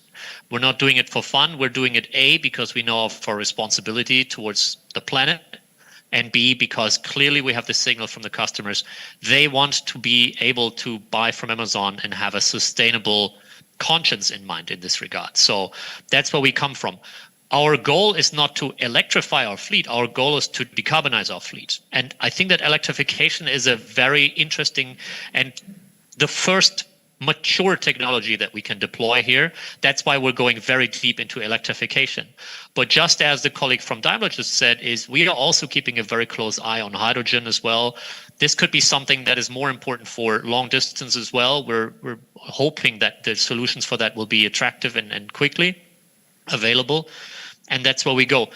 In terms of the regulatory framework, we've worked very closely together with many of the OEMs. We've seen great signals from them about their sales targets for zero-emission vehicles. We've done joint advocacy towards the European policymakers in rolling out public charging infrastructure. As you said, depot to depot is for now the case, but going forward, we are going to rely a lot on our partners to do bigger different distances. And that will require public charging as well. So we are very active in the field here, making sure now that we implement this properly. And when it comes to CO2 standards, we have rallied behind what the European Commission has put forward, which is an increase for the targets for 2030 and for 2040 as well. We have not opted to go for a 100% target to phase out the entire combustion engine here. I think long-term targets can be reviewed. For now, what really matters is to have a clear target for 2030. And here we've clearly said at least 50%. So we're going even beyond a bit what the European Commission has put forward. We would like to see a 50% reduction target by 2030 for new electric heavy-duty vehicles.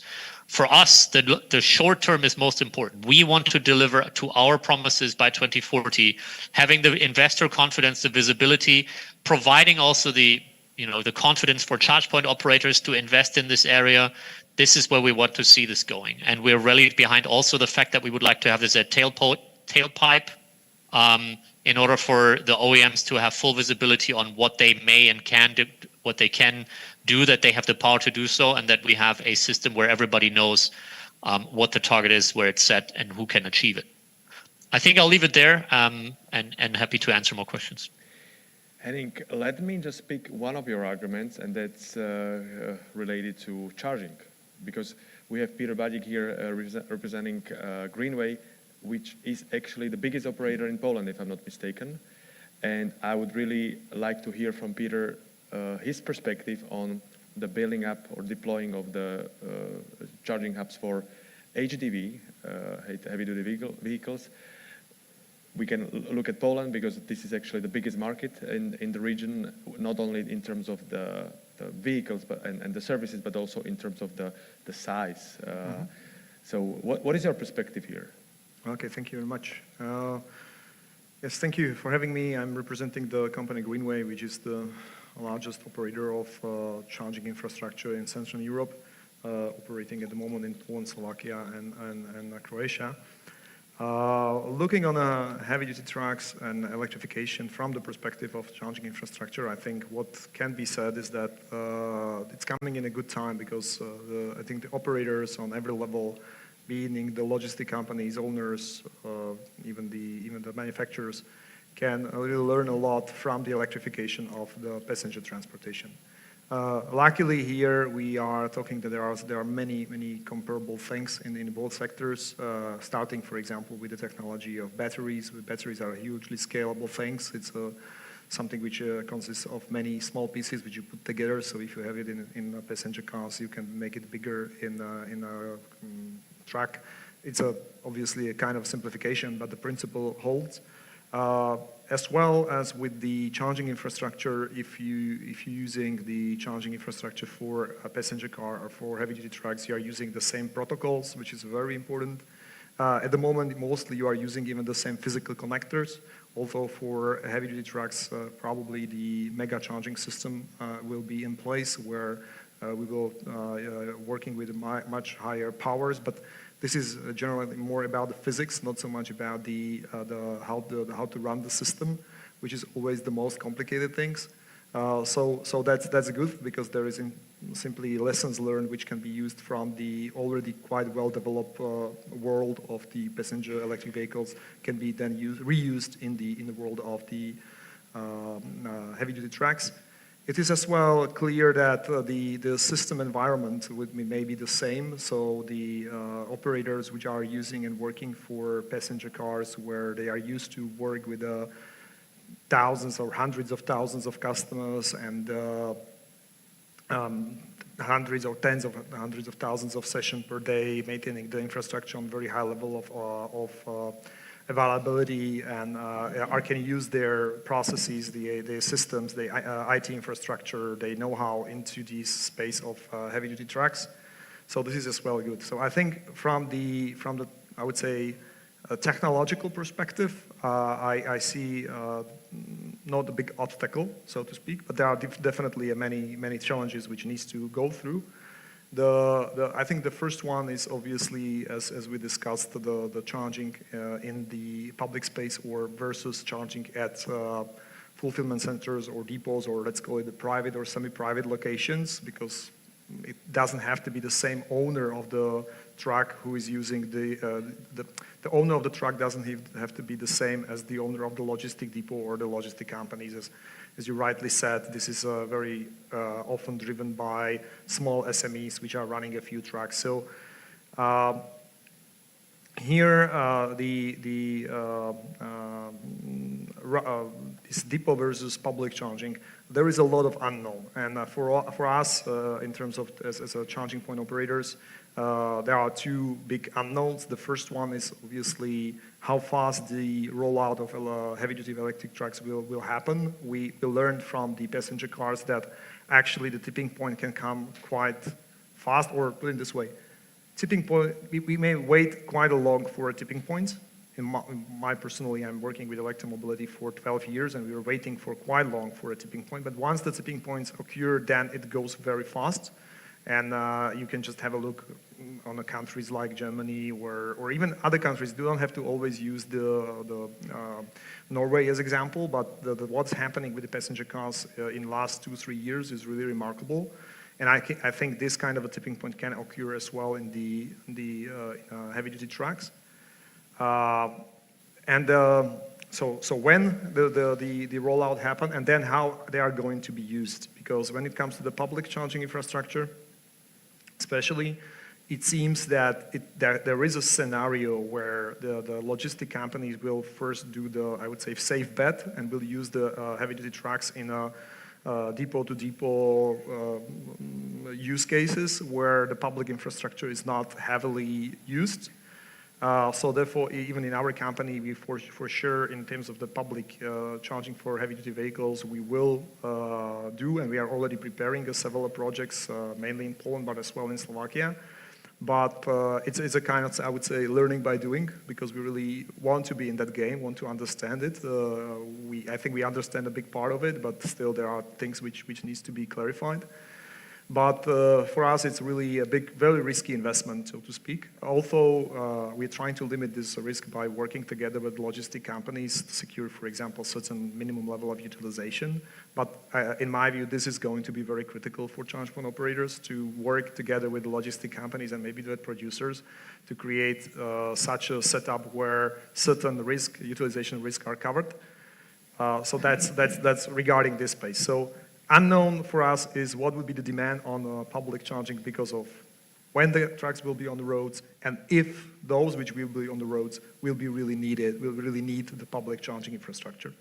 But what is very important for sure, what we know, at least one of these elements is clear in case of the semi-private and private charging. In case of depot, that every truck will have to be charged at depot, where they will stay overnight. That's, in my view, or not every, but 95%. And here we have a big challenge, is how to actually bring the charging infrastructure into the depots. And I think there are two main challenges. The one is obviously a technical, when we probably talk about it regarding the connections. But the second one is very much linked to that. We need a huge connection. We need a huge upgrades of the energy infrastructure in the depot. And it's not only a technological challenge. Probably we'll talk about the technological part of it, but it's as well a financial part.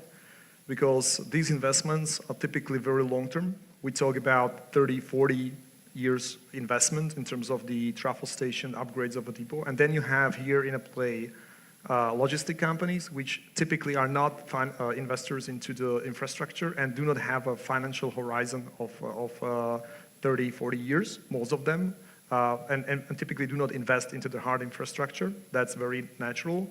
Then you have real estate owner, where mostly it's a bit easier when the depot is going to be built, but when it's already existing, which is the majority, obviously. There was no usually envisaged such a significant investment in upgrade of this real estate. And then you have here and then you have here the charging point operators. Therefore, we are coming as the charging point operators, as we as a Greenway, but I think as an industry, generally in a solutions where we are able to bring the infrastructure funding and money and thinking into this space, into this equation between the real estate owner, the operator of the trucks, and basically bring the maybe even own investment into the depot location. Obviously, to make this investment possible and not super risky, there needs to be a collaboration between these three elements. I will certainly come back to this misconnection between the financial horizon and of these stakeholders and different types of the assets, because this is actually very critical in terms of the deployment.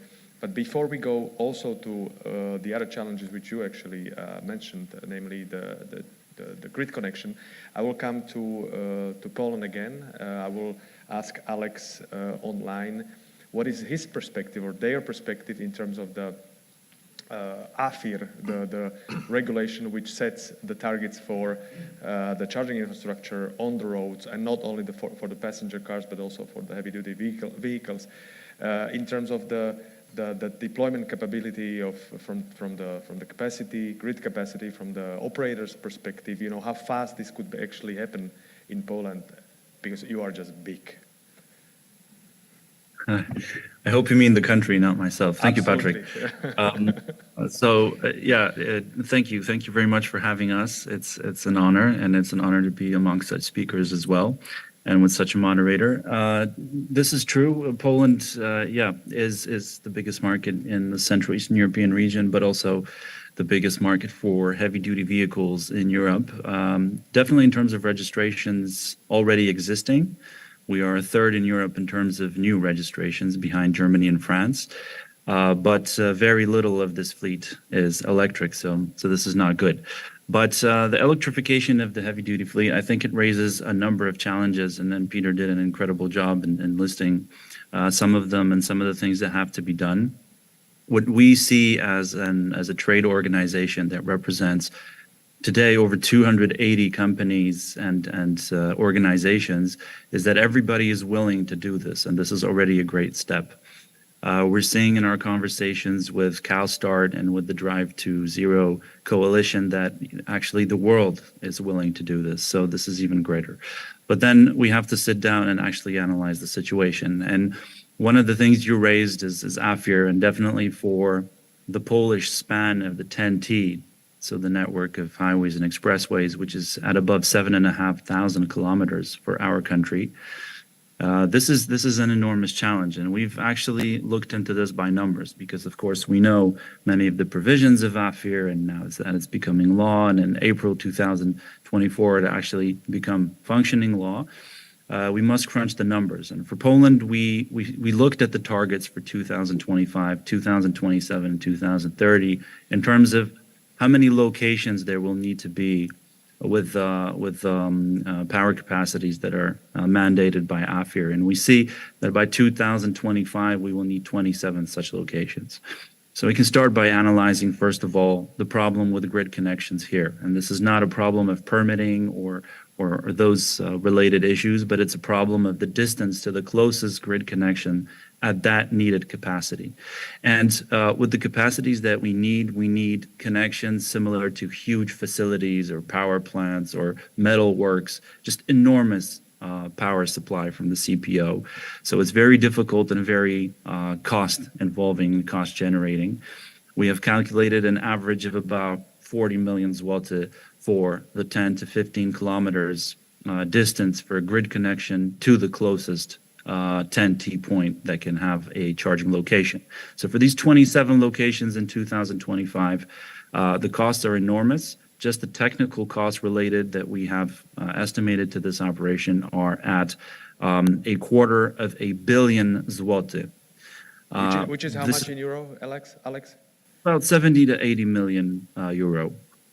So it's quite huge. For 2027, it's much more. We would have 71 locations, and we would have above 100 million euros of technical costs related for CPOs and DSOs. For 2030, which is the go-to, the final goal that AFIR presents for 10T for the heavy-duty vehicles and their targets, that would be 188 locations. And that would exceed 400 million euros altogether. Just technical costs. I'm not looking at all the commercial costs and everything else that entails. So that's the AFIR-related challenge. And I mean, it shows you the numbers, it shows you the capacity needed, it shows you the things you have to do, and the huge cost that needs to be taken. But there is more. I mean, today we have, a little over 10 electric vehicles in our fleet of 1,300,000 HDVs, as you have indicated in your introductory presentation. But there is something that I think needs to be understood, because definitely 80% of all the routes, as you said, with heavy-duty transport can be covered by electric powertrains. I think with the energy efficiency of an electric powertrain, the growing energy densities of the lithium-ion batteries that we have at our disposal, I think is incomparably better than any fuel cell offered solutions today. So that's definitely one thing that has to be mentioned. And if you add the total cost of ownership of FCEV, so hydrogen trucks, then the electric option becomes, I think, 100% best choice. But that we'll see how that rolls out. But what I think we're coming to is also the economic argument. And we're seeing as PSPA, this argument around the CO2 emission standards for heavy duty vehicles. We're leading to this 3 grams per TKM of CO2 emission, which is definitely something we should be shooting for. We'll see how we fare in this for heavy duty vehicles. But the environmental arguments are not working as they should be. I've been reading reports. We're crossing the 2 degrees Celsius of rising temperatures globally today already, but this is not reaching decision makers as it should anymore. But within the electrification of heavy-duty vehicles, within those challenging and ambitious AFIR targets, lies also a huge economic opportunity. And it lies in not only for Poland, for the Polish market, but also for the entire Central Eastern European region, definitely the V4 countries. And this economic opportunity is vast. So as you know, Patrick, but I'm not sure if the whole audience is aware, we have calculated that we can generate 5% of the Polish GDP if we develop electromobility and its aligned industries well until 2035. That would mean, because we have KPIs for this, that we would have 200,000 electric HDVs in our fleet by 2035. That would entail enormous mechanisms of support, subsidizing, which we see in Germany, a year-to-year growth of 30% of electric HDVs within the fleet. I mean, you have to have a kickstarting mechanism.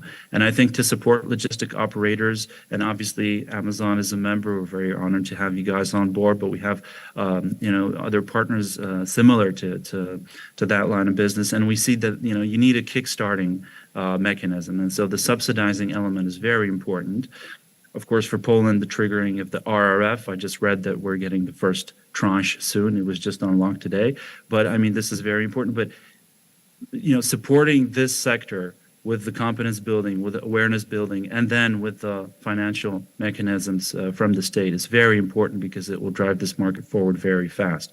So we need to kind of connect this entire value chain. And to the charging structure that has been discussed and how it should be done, whether it's depot, whether it's hubs.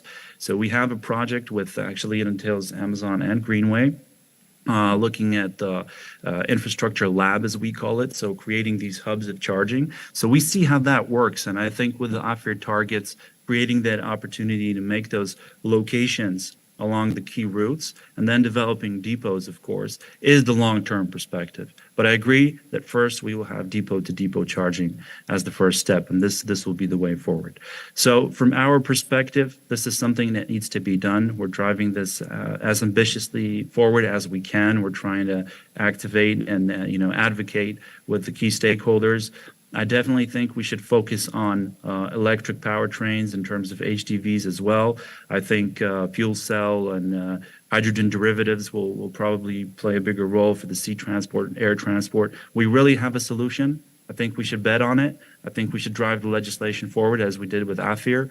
And definitely this is something that economically, I think our region, but I think the EU needs definitely. So that's our take on the issue. Alex, thank you. There are so many arguments which we could actually debate into more depth. Before actually I go into one very key, which is grid connection, I will just encourage all the people in the audience to write the questions into Slido. Obviously, we have already two, but before we have we go to these questions, I would go. Firstly, with Tahir to discuss the grid connection, the challenge which everybody actually mentions when we talk about heavy-duty vehicles. We talk about megawatts of charging hubs per one site on the highways, which we plan for 2025, 2030. There are tens of such hubs.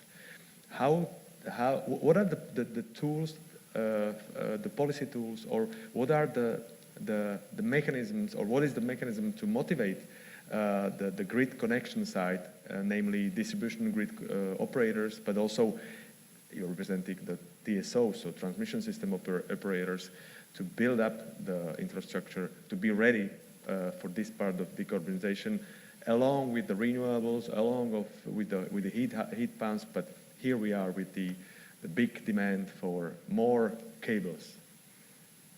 Yeah, thank you also from my side for inviting us here, European TSO community, on this panel.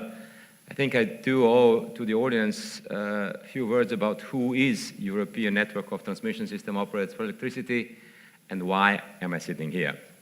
Now, N2E, as the abbreviation says, is the association of all transmission system operators of Europe, except for Great Britain. They left with Brexit, but we have a contract with them. When I say all, I mean Ukrainian one, Norwegian one, Swiss, Southeast European, and of course European Union TSOs. How do we work? We have a secretariat in Brussels with very professional staff for support, organization, and so on. But most of us who have duties and services in the association work at home. So my job at home, I'm responsible for operation of power system in Austria. This is my job where I get my salary. And I have a service. I am elected as a vice chair of our board, which is our highest managing body in N2E. So this is about who. And then about why. Now, we knew about 10 or 12, 15 years ago that there will be a business case with batteries because we are more closer to electricity than maybe the electromotive and transportation sector was. But it was not clear why, to what extent, and whether at all. There have been a lot of speculations on hydrogen, on fuel cell, I don't know what, biofuels, etc., etc.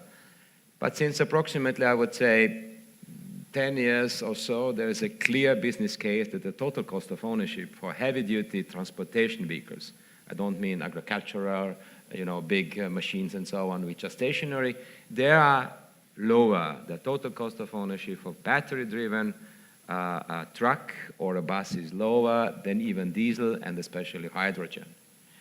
And this is where we started our internal, N2E coordinates operations, development, legally, technically. We are not scientific organization, neither lobbying organization. We are virtually helping European TSOs keep the lights on, but we do also produce some technical expert papers and ideas what to do and where to go to and so on and so on. And this demand, your business case, has driven us to quite deep considerations and thoughts.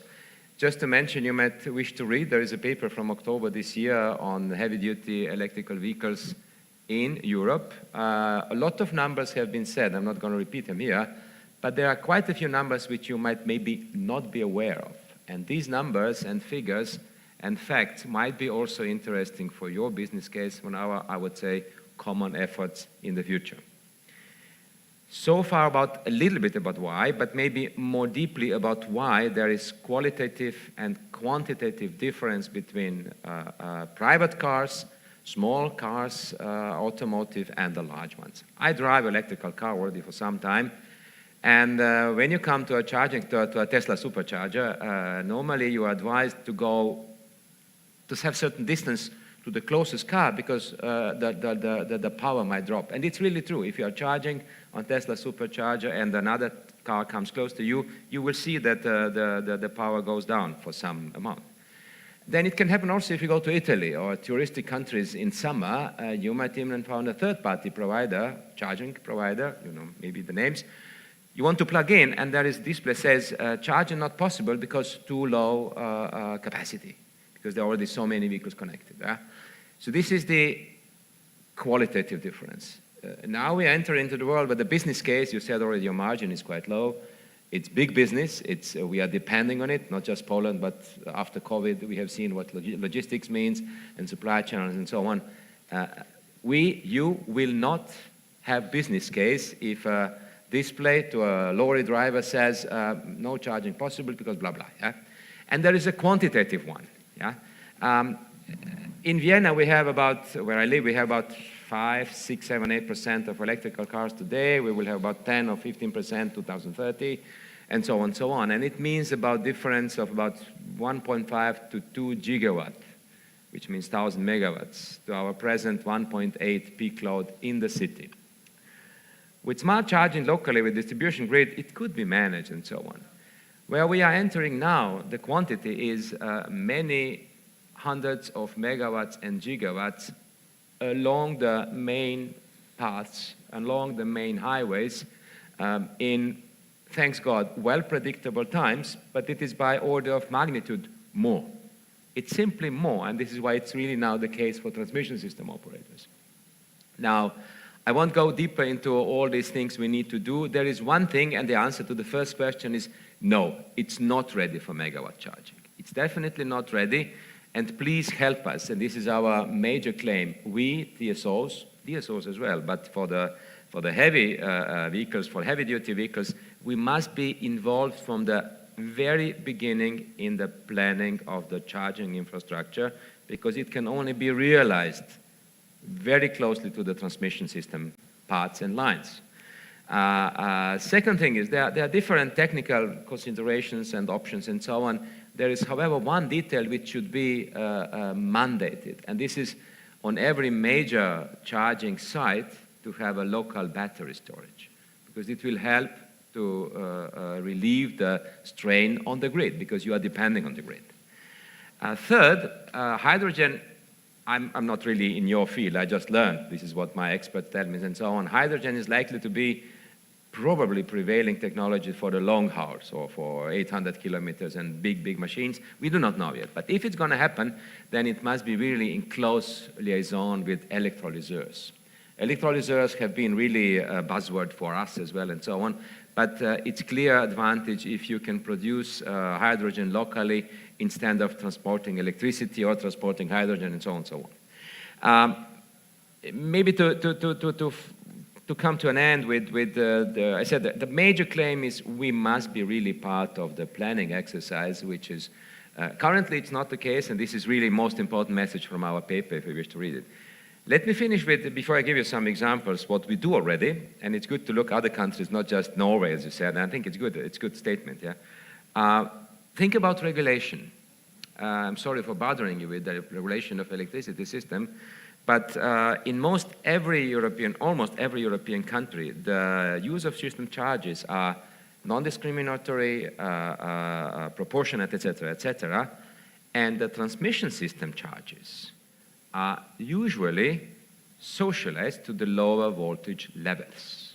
So in Austria, we have quite similar system like Slovakia and so on and so on. Now, think about when we extend the transmission system infrastructure, and we will have to do this.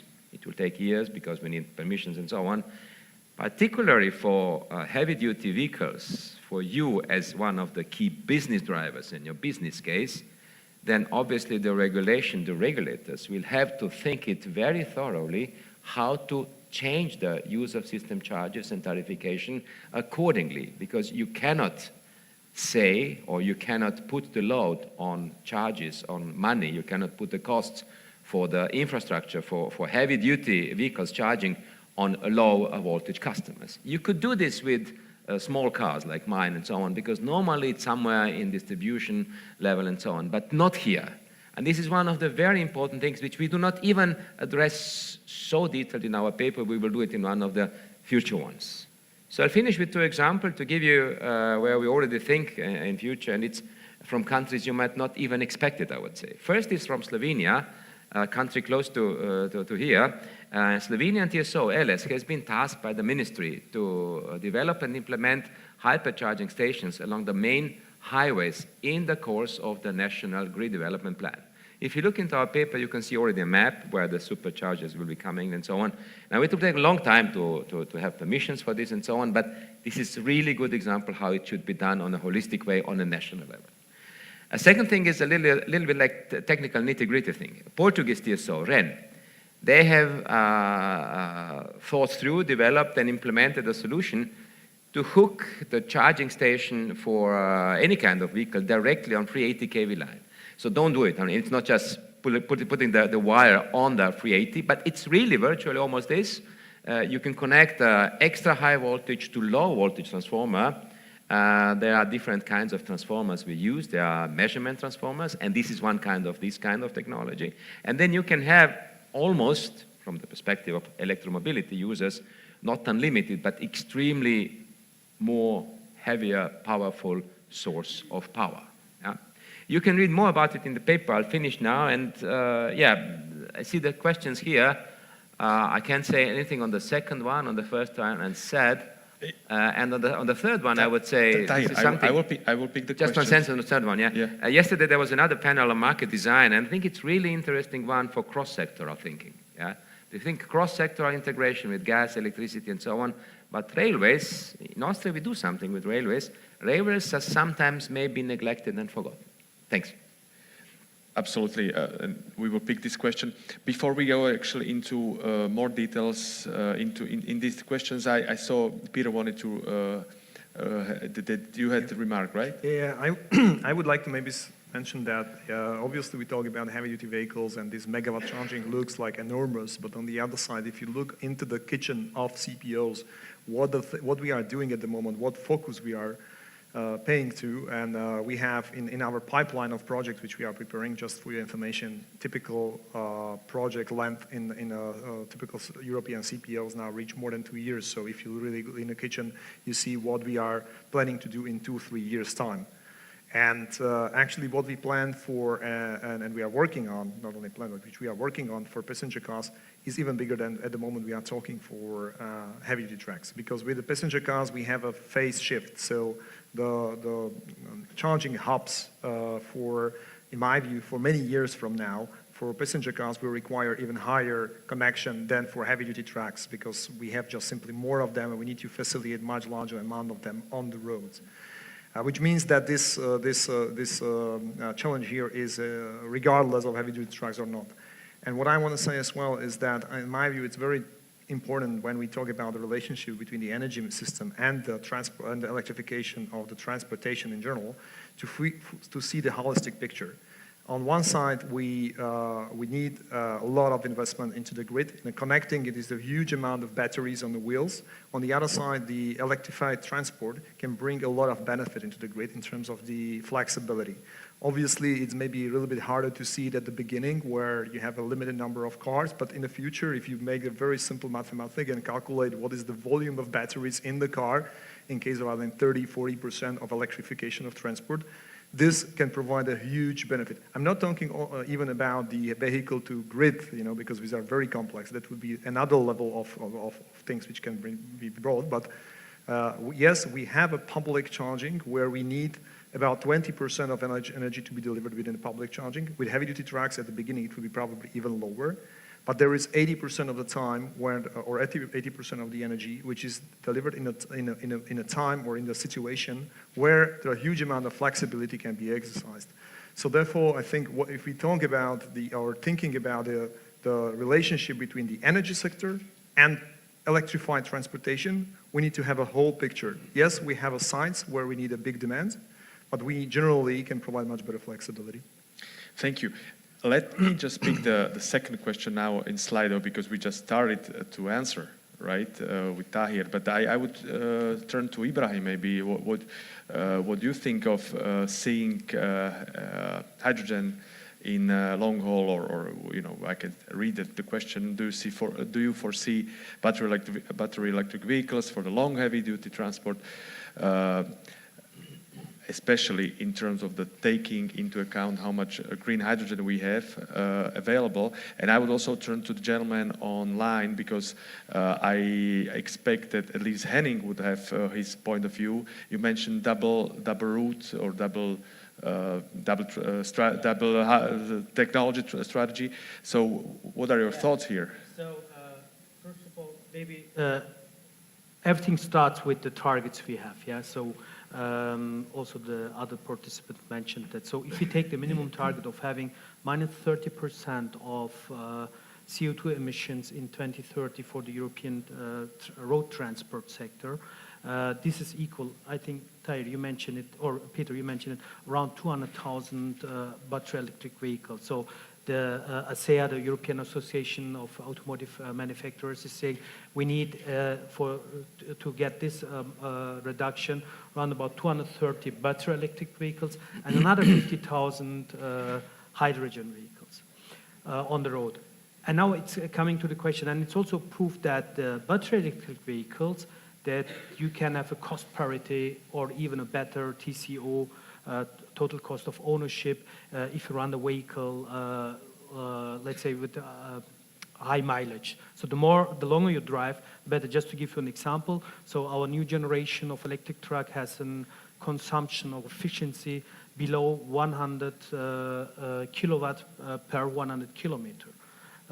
While, let's say, with a diesel truck, you need an average 28 liters of diesel. So that's really, from that perspective, helping that we say, yes, there might be a business case which works, but the problem we are faced today, and I know it from discussions which I have here with the Slovak customers, they like the vehicle, they have a route for that, but then we are facing the depot of the customer, of the haulier, and we are asking for not much. We are not asking for a megawatt charger. We are asking for 400 kilowatt available electricity.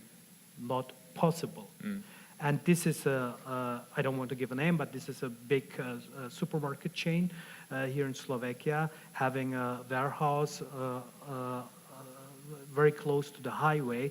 So that's a problem, that the grid is there not available, so that we have chargers, we have the customer willing to purchase the truck, but the grid looks like the big bottleneck right now. That's why, coming back to the question, yes, battery vehicles will be definitely a part of that, will be the significant part, but also the hydrogen vehicles will help out to reduce the CO2 emissions, and especially with green hydrogen technology, because otherwise it doesn't make sense to make the shift. I would just turn now to Henning online, because I would like to hear his thoughts and remarks on this phasing of green road technologies, battery electric, hydrogen. And here maybe, Henning, I would just ask you a little bit expanded question related to this. What are your thoughts on the business models which can be motivation for users like you, for the fleet managers, who are actually willing to go zero emission, let's call it electric now, but what could be the motivation to switch to zero emission? And please, if you just can pick also the first part of the question with the hydrogen. Thanks. Yes, I'm honestly playing a bit of Jeopardy right now, because I can't actually see the question, but I hear all the answers. Okay. So I'm guessing it's Henning, about... the question was, yes, how doable, or what is the vision for hydrogen and battery electric, how they will work together, or how fast the hydrogen can be implemented? Yeah. Thanks for that. As I said earlier, for us, I mean, we have a extremely complicated and diverse transport network. We operate vehicles, we operate bikes, we don't directly operate, but we use planes and ships and barges for our volumes. So in order for us to reach our goal to decarbonize, including Scope 3 emissions, those of our partners, we will need to employ a vast, diverse pool of technologies, including zero-emission fuels, zero-emission vectors such as hydrogen, and also technologies such as battery electric. The determining factor from our point of view is the maturity of the technology available so that we can try it and see whether it works from our side in terms of, does it allow us to keep the promises that we make to our customers? Can we be quick and reliable when we are clean? That is the big question, basically. For battery electric, that works for now in the ways that we've implemented it in the last mile towards the consumers with vans, bikes, and the likes. For the trucks, it's between warehouses. More and more, hopefully, this will expand going forward. Hydrogen might come into play. Again, we are very closely paying attention to what happens in the hydrogen market. We are very much looking forward to the solutions that the colleague from Daimler has already talked about. We're very keen to try those out, and as soon as we have our hands on them, we will see whether they work with what we need. And here I want to just quickly make a reference, because this is very important, that from the logistics sector point of view, we are all talking, and we've mentioned it, this is a very competitive sector. It is low margin, lots of SMEs, very competitive. This sector, on top of that, has been hit with very high inflation, very high energy costs. So the prerequisites for a quick shift to zero emission here are not particularly great. And that's where innovation has to come into play to drive down the costs. There where it has to be easier for small, medium enterprises to apply for subsidy systems, such as what Alexander was saying. There are very interesting subsidy systems out there. But unlike a company like Amazon that might have dedicated staff to deal with this, for the regular SME, it's the person that does admin, and they do this on the side, and they can't fight through a jungle of these subsidy schemes. So this has to be made available to them. It's not about just making the funds available, it's making the red tape thin enough so that the SMEs can get to it. That's critical. And the final element I would add here as well, just because this was mentioned earlier as well, it's super important that we don't only laser focus on total cost of ownership. Yes, that is a particularly important factor, and it should be our first priority. But in order for the logistics sector, and I'm not just talking about Amazon, but in order for the logistics sector to fully embrace zero-emission trucks, the users look for and demand that they can run their operations in a similar way as they've done before. If the switch or the gradual switch towards the new technology requires them to fundamentally change the way they do their route planning, the way they calculate downtime and all these kinds of things, and that undermines their efficiency of the system, that is their number one priority. If that is in jeopardy, even if the vehicle on paper is cheaper, they will be hesitant to switch. So that's where innovation comes into mind. That's where partnerships and acceleration of the infrastructure deployment comes down. This is very, very important to bear in mind. I personally call this operational efficiency. It's not just total cost of ownership. If it forces the sector to completely rethink from scratch, it's probably not going to fly very easily. And I know that's a tall ask, but that's just the way that the logistics sector operates. And we're moving there, it's happening, but let's not laser focus only on TCO. Henning, these are very important thoughts. Thank you for that, and I'm happy that VIIa, but similarly PSPA, we're working with the big users as the members who are actually part of our organizations, like you, like IKEA, like DPD, like Coca-Cola, who actually are willing to switch, and we want to show your experience and users' perspective to decarbonize our roads. If I may ask you for Slido again, so that we can see the questions, because there were interesting questions as well. Trucks alone are heavy, but electric ones are even heavier. they will damage road more and also significant impact, or there will be significant impact on safety for all road users. What are your thoughts on that? Whoever wants to pick this question. I can answer that question if you don't mind, Absolutely. as a representative. So, yes, that's true that the truck tractor itself is heavier than a diesel one because the battery blocks, they are quite heavy and expensive, by the way. So it's that's true, but in total there is still a limit of 40 ton, which applies for electric trucks as well and also for diesel trucks. So 40 in some markets, 44 tons. So therefore, for the roads, the risk of damages or the heavy of the damage is the same as you have this 40 tons, 44 tons. It's just a truck tractor having a little bit more on the wheels, on the front wheels. So that's the one side with the damage of the roads. Safety. Yes, of course, the truck the electric truck has a different technology with the battery electric, and it's let's say certain risk that it can burn, but believe me that there are high standards to us manufacturers which we follow and which we fulfill, of course, before we bring the vehicle into the market. There are plenty of tests and trials in order to avoid such a situation. So I don't think that this will be a big issue, that the safety on the roads will be jeopardized by electric vehicles. And also same applies for hydrogen vehicles. So safety first, I think that's the most important issue. Like Henning told, so it's not only about total cost of ownership, it's also the whole business model itself. So we need the seamless operation ensured for the hauliers, and also of the safety of the vehicle and also safety of the drivers and other participants of the traffic. Tyre, you wanted to share your thoughts? Yeah, I just want to say another example for an unsolved question. If you count that half a ton battery of personal car is replaced every 10 years, and you say that about 10% of European cars will be electrical in 2030, then you have about 1.5 million tons of batteries to recycle every year in Europe. And not talking about lithium and all these things and so on. And this is also something not so much related to damaging road, but also related to safety. I mean, maybe you have been reading it some years ago, I think 2 or 3 years ago, the technical director of Tesla has left Tesla, and he is now a director of the biggest recycling factory in US. And I think this is a question which will probably be raised in your sector as well, because I think that the factor, that the weight of the lorry battery compared to my car is factor 4 to 5. I have a half a ton and probably have 2, 3, or 5 tons of battery on board. Yeah.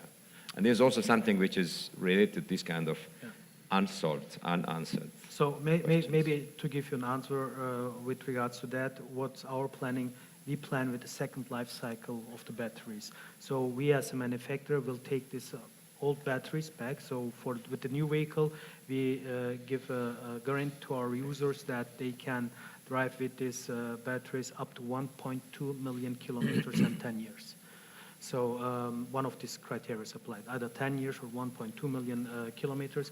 And then we take these batteries back, and we have a plan to use them as in their second life cycle for different purposes. Just to give you one example, there will be also a huge need on-site at the depots to store the produced electricities, and there you need batteries as well. So there are plenty of companies like the colleague from Tesla now investing in this recycling and new operation models, using these old batteries. Gentlemen, you are actually raising important questions. All of these are actually very important. We talk a lot about recycling in SEVA, discussing the build-up of recycling capacities also in this region. Unfortunately, the biggest enemy of such discussions is actually the time. We could have a one-day conference on all these aspects only for the heavy-duty vehicles. By the way, we did have some time ago, and we discussed all day about all kinds of aspects of electrification of the heavy-duty vehicles. I would just ask you, as we have only 4 minutes left, for your last comments or remarks in terms of the feasibility of the electrification of the heavy-duty vehicles. From all from your perspective of charging user, distribution grid, OEM manufacturer, also the Polish perspective of the market. So maybe we could ask with Alex online, then Henning, and then we will finish here with the last comments. Alex, are you with us? Thanks. That's a difficult situation because a lot was said since my last intervention, but definitely the car fire communication is something that is very important. As you know, we've been doing this quite a lot. The statistics show that battery fires are much, much below petroleum or diesel, or at worst, plug-in hybrid car fires. So this is very important to emphasize at every point. I think battery recycling is one of the most rapidly developing businesses, and obviously I think Peter Carlson is doing a really great job, and in Sweden and actually in Poland as well. So battery recycling will grow. I'm actually going to one of the largest battery recycling conferences to South Korea next week, so I'll be sure to bring some of the newest updates from that as well. But I think the most important conclusion from our side is that I think everyone we represent, so the 300 companies, the 100 cities, the over 200 institutional partnerships, everyone is expressing an interest to decarbonize heavy road transport. I think the vast majority is looking at electrifying that road transport. I believe the entire sector can be developed with electrification. I think the access to renewable hydrogen at this point, and especially electrolyzers on site, and we are engaged in projects with the Interreg and with various other frameworks, is at this point mythical, not even feasible technologically. But I think, as Peter said, I think the stabilizing factor of a developed charging infrastructure, even at high capacities, the presence of batteries within the energy sector is another balancing factor, is absolutely the argument to go forward with this. We also present the economic arguments, and I think these are also huge, and they outweigh most of the opposing arguments that can potentially arise. And I think the most important conclusion I would probably give, a recommendation, is to really focus on this solution since we have it. I think diverting the discussion to hydrogen, or at worst e-fuels, which I think are a travesty, and diverting that discussion while we have a solution that we can really focus on and really work hard on to deliver as soon as we can is something we should really do. We should just focus on electrifying heavy-duty vehicles. We should focus on very ambitious targets. This is particularly important for the CEE, and we should all really work together to overcome the challenges, because I think they are possible to overcome. So thank you very much, and I look forward to our next discussions. Henning, your last thoughts? Thank you. I'll be very quick. Zero-emission vehicles will be the backbone of the future road delivery system. I think that's clear. Everyone will agree here. I think that we need to now maintain ambition high so that we continue to see continued investment, because that's really what's necessary, continued investment and innovation, not being afraid of, some failures, some backslashes. That's fine. That's part of the process. Regulation is key. And I think that over the last few years, we've seen with VIIa, with the road ETS, with tolls, with now with the CO2 standards, we've seen a very robust base for very strong regulation. It's now key that we work together to implement this in a harmonized way across the EU, because this has to be done at EU level. And with all of that combined, partnerships is even more important. We work together with the OEMs, with the CPOs, with the TSOs, the DSOs, bring all the expertise together of industries and expertises that didn't work together before as they need to do now. So we look forward to building on that cooperation. And as you know, Amazon is leading in this field. So continued discussion and ambition. That's what I think I want to close with. Thanks. Thank you, Henning. Maybe Peter, from your side. I would like to point to one specific element which was not mentioned, related to the electrification of heavy-duty transport. And Henning made a great point referring that it's not only about delivering the electrons to the cars, but it's about how all the system will fit on the overall infrastructure or systems of the logistic companies. Here, the digitalization is extremely important. We consider ourselves as infrastructure companies. On the other side, significant portion of our investment goes into digitalization. We have very strong IT development team trying to have control over data, which means that we are able to fit into the fleet management system, all the data which is needed for modern management of the fleet. And as well, from the other angle, it is important for us in terms of the interaction with the energy systems, where to make upgrades, when the power is needed. So I just want to stress once again, this is a very sophisticated thing. It's really not bringing the cables only, but it has another layer, I call it the data layer, which needs to be made properly if the electrification in fleets are possible, because it's really more complex in my view than electrify a typical B2C customer. So that's an important element for success. Gentlemen, Tahir. Yeah, like for Tesla, I think you know that infrastructure for charging will be key for your success too. So that's what I said at the beginning. I trust that we will have full support from the whole sector in planning, but also in deployment. And this is really important because there's nothing more convincing for regulator, legislator, everybody who is in charge to provide license and permission for infrastructure than the proper business case. And that's what I said at the end, let's do it together then. Yeah.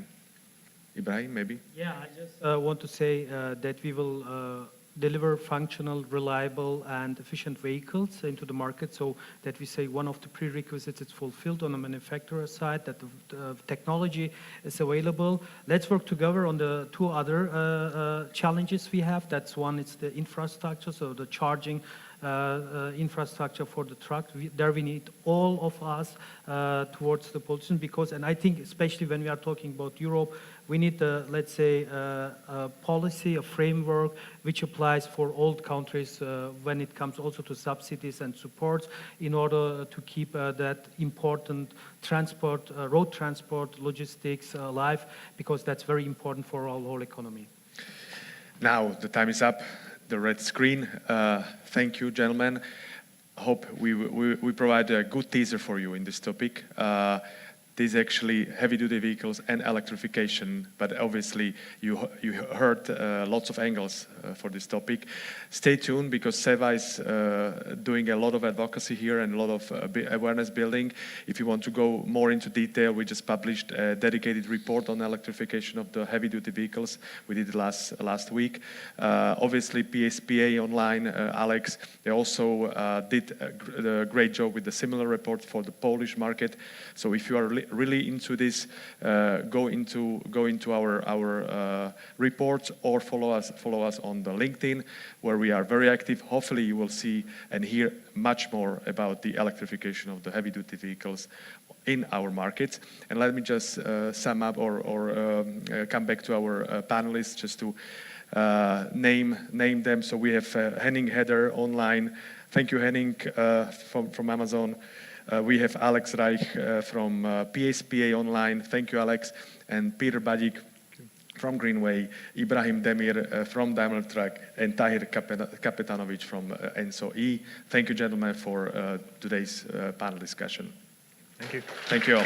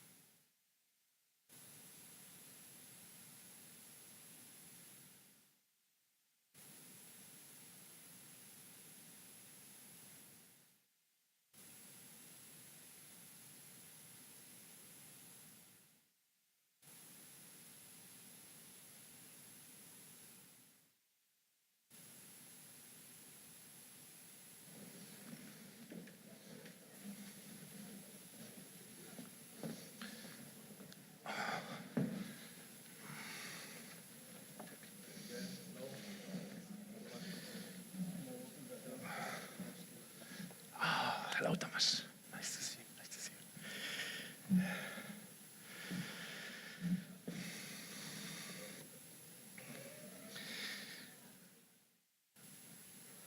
Okay, ladies and gentlemen, I'm really honored to welcome you at the panel that would be devoted to nuclear energy. This is the last panel of today's conference, but the topic is hot in many countries of the region, so I'm very much looking forward to this discussion. And we have excellent panelists today, so I hope that this final chapter of today's conference would be interesting for all of you and those who are following our conference through online tools. And let me start from a short introduction of our today's excellent speakers. First of all, András Deák, a research fellow at the Institute of World Economics of the Hungarian Academy of Science. Robert Jambrich, Head of International Relations, EU Affairs and Environment from Slovenskie Elektrárne. Tomasz Kowalowski, Chairman of the Board from the Czech Nuclear Association. Hello, good day. And we also have Anastasia Shapochkina, the president of Eastern Circles. Anastasia is joining us online. Anastasia, a warm welcome to you as well. Hello, thank you. Yeah. As I mentioned, nuclear energy and the prospects for the nuclear energy, the expansions of the capacity that we have right now, but also the question of new projects that some countries in the region are considering, and Poland, of course, is one of the best examples because Poland wants to join this nuclear club. There are many issues which are related to the future of the nuclear energy in the region, also in terms of the energy and climate agenda that is being developed and also implemented within the framework of the EU's energy and climate policy. So without further ado, I would like to start our today's discussion from short introductory remarks that would be presented by our distinguished speakers. And then we will move to the discussion part, and I strongly encourage all the participants of our today's panel to use the Slido tool and to ask questions through this tool, and we will try to respond to them during the discussion part. So, without further ado, I would like to pass the floor to András and start this first round. András, the floor is yours. Thank you, Shimon. Well, I'm not a nuclear expert. I'm the only one who is not a nuclear expert in the panel, I think. And I'm not a big fan of nuclear anyway. But actually, I don't think that we can make a decarbonized Euro by 2050 without nuclear. So it's a necessity. Without nuclear, what we would need is do the homework in energy efficiency, to install 13, 15 times more solar and wind generation capacity EU-wide. In 2020, these two were at 4.5% of the total primary energy balance. After 30 years of subsidies and whatever development, so a lot of things have to be done. We need thousands of gigawatt hours of batteries. Well, I'm very happy that it's happening in the e-mobility, but it's only a tiny fraction of the whole picture, so we will need stationary batteries to manage daily and weekly balancing.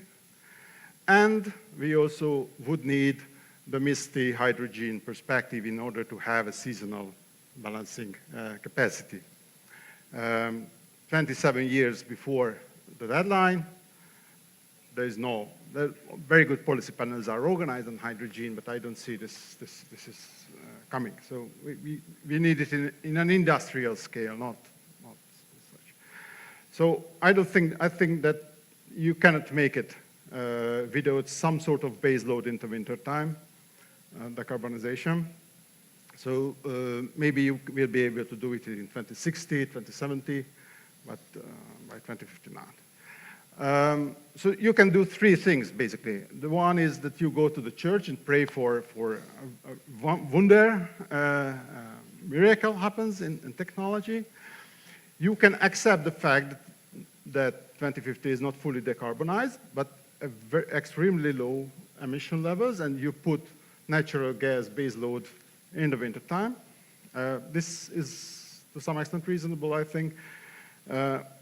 Politically, it's very painful to say we are not making it, but from the climate physical point of view, this is as good as zero emission, almost. Or you can bet for nuclear. And this is, I think this is the last big standing issue in energy transition, because energy transition and decarbonization determines what you have to do. The single last question is whether you do it with nuclear and how much nuclear, when nuclear, what conditions. And if you have a lot of nuclear, I think it's a financial nightmare. So from a financial point of view, you will not make too much profits anyway. What you are buying with nuclear, a credible plan until 2050, reliability, that you will have capacity all the year, every day. Some sort of security, basically. Yeah, that's it.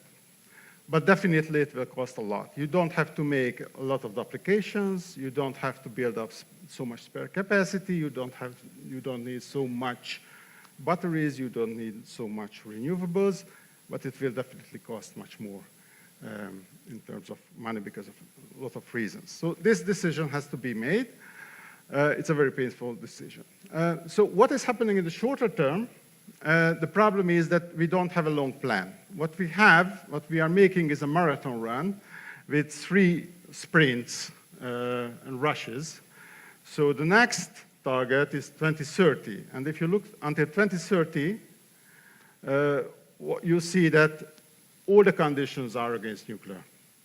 So utilization rate for baseload are falling. It becomes more difficult to install any kind of baseload capacity. We have a serious lag in battery technology compared to solar and wind production. So the conditions are very bad. And so if you have this shorter-term logic, and you're looking always 7 years ahead, 10 years ahead, 5 years ahead, there will be no room for consideration, definitely not for governments, to opt for nuclear in any kind. So you would need the longer perspective. That's very much missing from the planning. That's it. I would like to stop. I don't want to monopolize the time. Mm-hmm. Thank you so much, Andras, and thank you also, to referring to the timeline. Yesterday we were discussing the European Green Deal and the implementation of the European Green Deal. We were trying to answer the question whether we are on track or no, and we ended up with quite of an optimistic tone. Today, maybe more realistic comments appeared from you. Thank you so much. And now let me pass the floor to Robert. Robert, the floor is yours. Okay, thank you very much. First of all, let me thank you for inviting me for this panel and congratulate Poland for deciding to go for nuclear for the future, because I think that the example of Slovakia shows you that nuclear could be the future and the way how to decarbonize basically the electricity and energy mix for the future. And why I am saying that? Because in Slovakia, in 2022, 60% of electricity was produced from nuclear. And even more, in 2023, we will produce around 70% of electricity from nuclear. So we are becoming, together with France, leaders as regards nuclear share in electricity mix. So we are really very proud of that. And especially together with hydropower plants, we as a company, we produce currently 96% of electricity without CO2 emissions. And of course, this will even increase due to the fact that we are going to close down two remaining thermal power plants in our portfolio, one at the end of this year and the second one at the end of first quarter of the next year. So basically, we as a company will become climate neutral. And it is really especially due to nuclear and hydro. And I'm very proud to say that on the 14th of October this year, we commissioned finally Unit 3 of our nuclear power plant, VIIe, because we undergone, it is called a 144-hour trial run test. And now we are at full capacity of Unit 3. And we are committed to put online our Unit 4 in 2025 to really produce first megawatt hours from Unit 4. And I hope that really we will become leaders as regards nuclear. And it could be also, underlined by the fact that 7 out of 10 people in Slovakia really believe that nuclear is the technology which can help us to decarbonize generally the economy. So they really believe that nuclear is the future. They have trust in nuclear. But at the same time, it is really obligation for us to be a really reliable and safe operator of existing nuclear fleet. On the other side, of course, during last 2 years, the huge debate was about the nuclear fuel. As you know, we were fully dependent on nuclear fuel from Russia. That's why we really put a huge effort to negotiate contracts with alternative nuclear fuel suppliers. And finally, August this year, we signed a contract with Westinghouse and consortium of companies who are able to bring to Slovakia alternative nuclear fuel. And as well, we signed memorandum of understanding with French company Framatome together with other VIIa operators.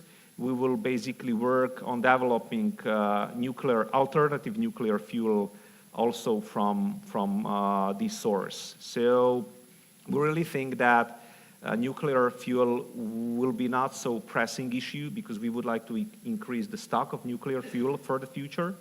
So even though, frankly speaking, in the near future, we will not fully be independent from Russian nuclear fuel, but we really put a lot of effort to diversify our nuclear fuel supplies.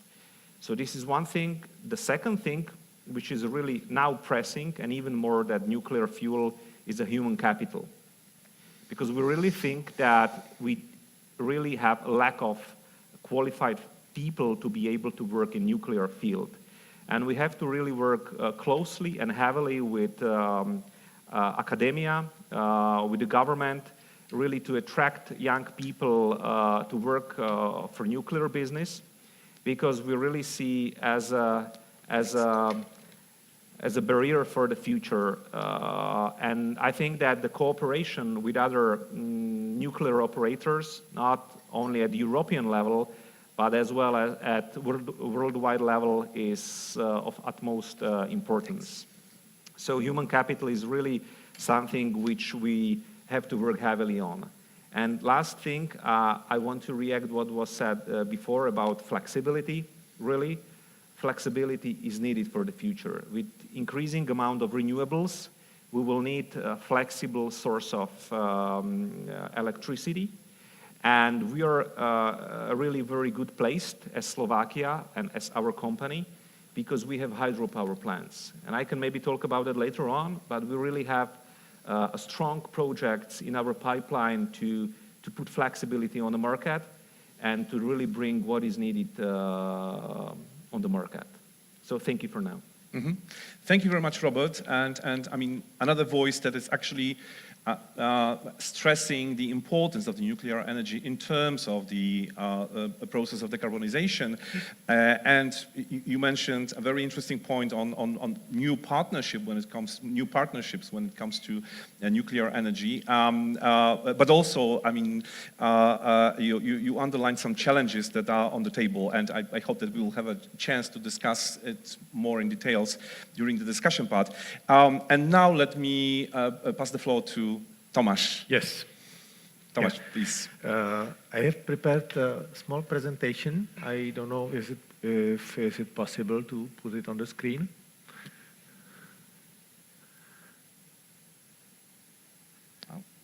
Okay.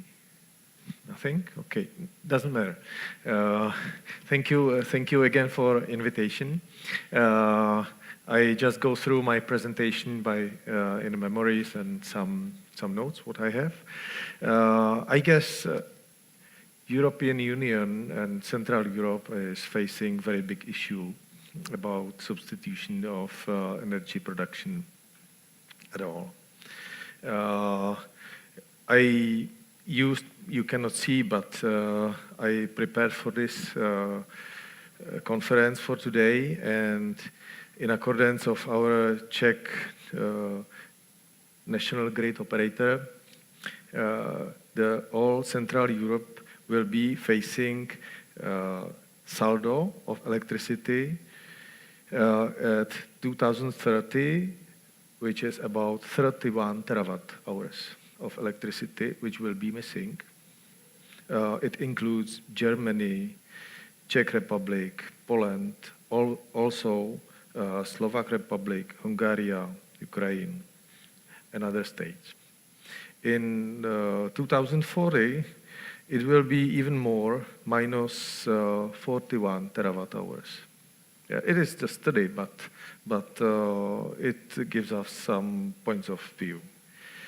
So I'm thinking about the importance of a new nuclear build. Maybe we should be thinking about the importance of the energy security in Europe. Because as I was thinking about energy security, nobody would like to be exporting the missing electricity. Each country will be using its own energy for its own needs. And you see the very big NPP project preparation in Poland, in Czech Republic.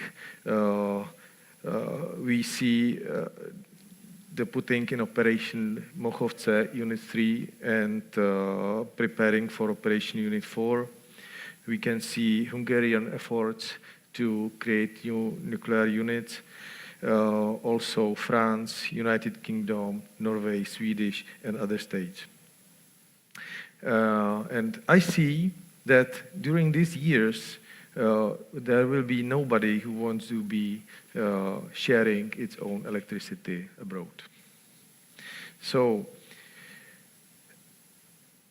in accordance of the experience, 20% of produced electricity is spent in our homes, in general people, but 80% of the produced electricity power is spent for industry, services, and this market is producing the country's general domestic products, and it supports its economy, influence its increase or decrease of economy, and also it means it has influence, very big influence to our quality of life. We have light, warm, food preparation, our communication, even because of the electricity production, we can go to work, or transportation, we were discussing the previous panel. So it is really important matter of our life, as I can see. And for new construction preparation,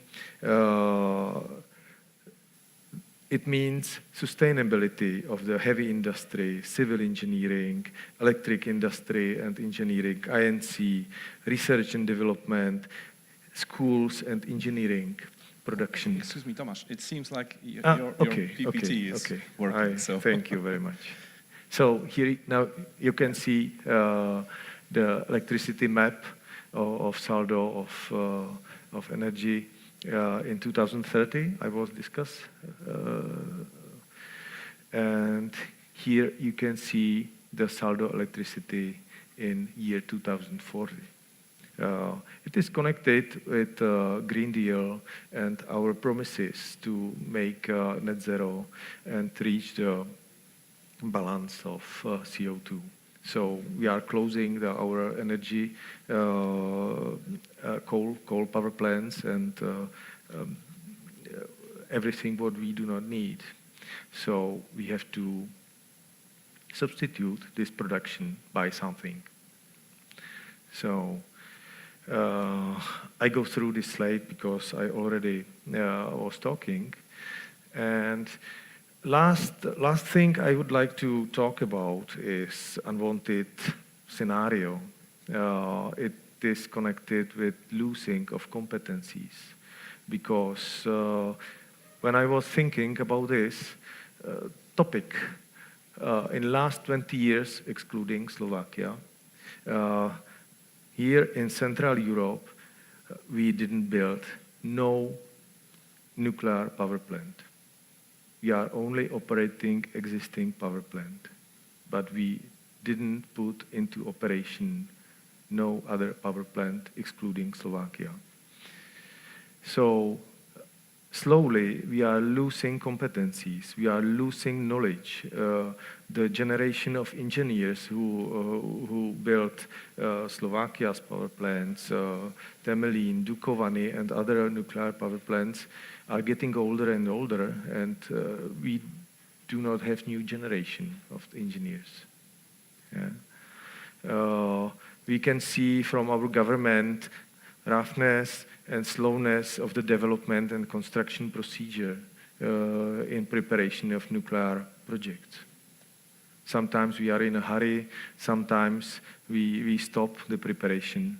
And it is connected with decreasing public acceptance and uncertainty to industry and to public. What will be the next? It is uncertainty to economy, it is uncertainties to market. And also it is connected with losing credibility. We promised to build up some new generation of power plants, but they are not here. Yeah? We are just talking about it, but they are not here. And existing operation units are getting older till we shut it down. Yeah? For example, Czech nuclear power plants, Temelín nuclear power plant has now 20 years. Dukovany is 30 plus years, and we are thinking about operation about 60 or 80 years of these power plants. So it is for discussion. So we are facing about less electricity production because of the switch off of the coal power plants or low energy production in combination with the renewable electricity production which is powered by sun or wind, and we have to balance our energy grid. So this is also one of the points why we need to create a stable electric sources. Not only when the wind is blowing or sun is shining, but we need it during the night or when it's cloudy, and we need a stable energy. So that's all from me. Thank you. Mm-hmm. Thank you very much, Tomasz, and thank you for very interesting slides that we had a chance to look at, and the focus, which is of course not optimistic, but I hope that we will have a chance to discuss this as well during the discussion panel. Now let me move to Anastasia. Anastasia, can you hear us? Yes. Okay. Yes, I can hear you well. Great, great. We can hear you as well. So please, the floor is yours. Thank you. I would like to expand on the point raised shortly by Robert and Tomasz about the role of nuclear also for energy independence and energy security of the European Union. After the Russian invasion of Ukraine, the full-scale invasion, of course, and the interruptions of the natural gas supplies that Russia has arbitrarily installed, this nuclear has become really the heart of the discussion about energy independence and carbon-free autonomy. 13% today of European energy mix comes from nuclear, 26% of electricity production. In some countries, as Robert has evoked before, it reaches to over 50%. In France, where I am, it is 75%. And it is produced by 13 member states, but as other speakers have underlined, more member states are eager now to join the club, especially since 2022. However, while we're talking of nuclear as a potential pillar of energy security, it also remains rather a point of interdependence with Russia. And Robert has evoked very briefly just one point of this interdependence, which is nuclear fuel sales by Rosatom and VIII, the Rosatom subsidiary, including to Slovakia. But this is just one aspect of a very long integrated industrial value chain where Rosatom is really interdependent with the energy companies throughout Europe and sometimes with the United States as well and other countries. And I'd like to just go over these dependence points because as we've learned our lesson from natural gas, when we talk about interdependence with Russia, we're talking about really dependence on Russia. And nuclear, as opposed to natural gas, is not just about energy security, it is also about safety, and it is also about a very unique high-tech know-how that if we do not develop ourselves, then we truly cannot claim the energy independence and also independence in other very important adjacent fields such as defense, since nuclear is linked intrinsically to the capacity of nuclear deterrence of the European Union. And here I'd like to go over the value chain. So Russia remains very important for the European Union countries using nuclear from the upstream, which includes also uranium mining and conversion and enrichment in addition to fuel production. In uranium mining, Russia has the second largest uranium reserves in the world, produces 14% of global uranium. And you'd say, well, it doesn't matter because there are other countries which produce uranium. There is actually an abundance of uranium in the world. Canada, Australia, and also like France, for example, has been relying a lot on Africa. Well, since this year, you see in 6 months, about a span of 6 months, France has lost such amazing relations with 2 of its major suppliers in Africa, like Niger and Mali, and those countries coincidentally also fell under very strong influence of Russia after internal state coups. So that kind of changes that equation and changes the narrative to which we have used to, that uranium production is not a problem. And then there is uranium conversion and enrichment, where Russia owns 38% of the world market. Not only countries throughout East, Central, and Eastern Europe, but also countries like France and also the United States rely on Russian conversion and enrichment capacity simply for the reasons of scope. Industrial scope is very large, and even if, let's say, France has a capacity to enrich and convert its own uranium for the fuel, it can use additional extra capacity for export. So that it does. And similar for the US. And then to reach independence in this, we would need to think about expanding this industrial capacity, which brings us to the question raised already by Robert and Tomasz about what then is the guarantee to the investors in the sector that this capacity will be needed. What is the political promise of nuclear in the future? How far in the future can we see? And how much of a political victim will nuclear become again? If we continue moving along the value chain and we move from upstream into the, and then I mentioned fuel production, my interlocutors mentioned, of course, Russia remains a player in fuel production for 440 megawatt plants, which are very common, most common in Central Europe. But and then you mentioned that, of course, there is the whole talk about substituting Russia with Westinghouse and then from Atom. When we talk about Westinghouse, indeed, it has managed over the last 20 years, since 2002, so not over 1 year, but over 20 years, develop its own equivalent to the Russian VIIa fuel by experimenting in Ukraine, and successfully so. However, Framatome has not had made such a choice. Instead, Framatom's capacity to produce nuclear fuel on its own depends largely on a decade of using Russian fuel production license. So let's keep that in mind as we're talking about substituting Framatome on the European fuel market. Now, moving along the value chain into nuclear power construction services, and there we have equipment manufacturers, which of course depend on cooperation with Rosatom a lot, because Rosatom is #1 nuclear vendor in the world and is present across the world with 14 reactors under construction, claiming 20 more under negotiations or development, is present in 7 countries, including the first-time nuclear countries. So that means that anybody, any company which produces nuclear equipment will look up to vendors like Rosatom, or i.e. really will look up to Rosatom in order to sell its equipment anywhere else, whether it's to India, China, Iran, Egypt, or Bangladesh. Looking up to Rosatom means, of course, or Turkey, right? Having contracts with Rosatom.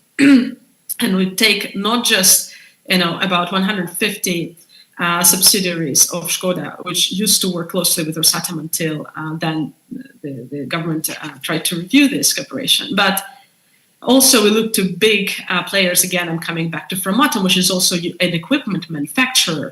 And for example, depends on Rosatom as a distribution channel for selling such important and very expensive pieces of equipment as the centers for nuclear power plant control command. Now, if we're looking at design, engineering, construction, operation, maintenance, of course, nuclear power reactors of Russian design or Soviet design across Central Europe also depend on maintenance and operation, less operation, but more maintenance. And we can think of Bulgaria, right? Because we do, for example. If we look at the downstream and the value chain, and Rosatom is one of the very rare nuclear energy companies in the world, which is really integrated all along the value chain. It is waste management where it plays a very important role, again, not only for Europe and not only for countries in Central Europe, but also France, but also for the United States. It is the treatment of tails and the treatment of used nuclear fuel, for which Rosatom is very important on the world market. And there, unlike with the fuel production capacities or even conversion enrichment capacities, which, given certain amount of political dedication, can be sold to investors and electorate, the new waste management facilities are a very hard political sell. And not only investment, but also political sell. And hence, the whole situation today of cooperation, continuous cooperation with Rosatom throughout the European Union, which at the same time is arming itself and putting its defense and military industrial complex up to speed and expanding, because Russia is waging war on its border and is in official propaganda talking about expanding the war into its border.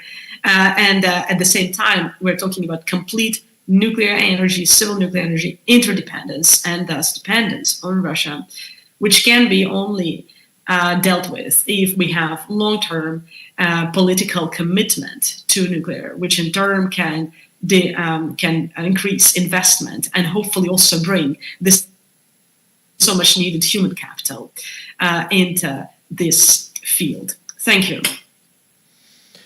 Thank you very much, Anastasia, for a very interesting presentation and numerous issues that you raised. And maybe I will start our discussion. I know that we have a few questions already on Slido, but I would like to start our discussion from the question which is directly related to Anastasia's presentation, but also some issues that were mentioned by you here in the room.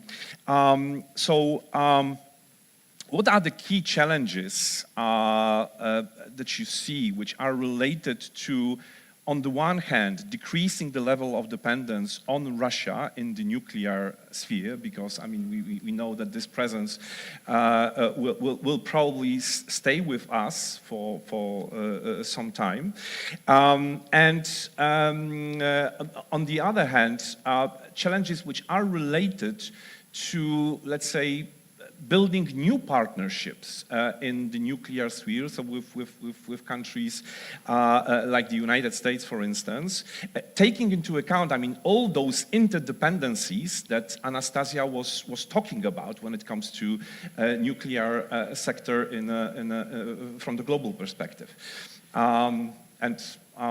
Maybe this time we will start from Robert, I mean, if you don't mind. Yeah, of course, not a problem. I will just repeat what I said before, and then I will add other things. First of all, now really the biggest challenge in front of us is a human capital. Really, this is something we are struggling with.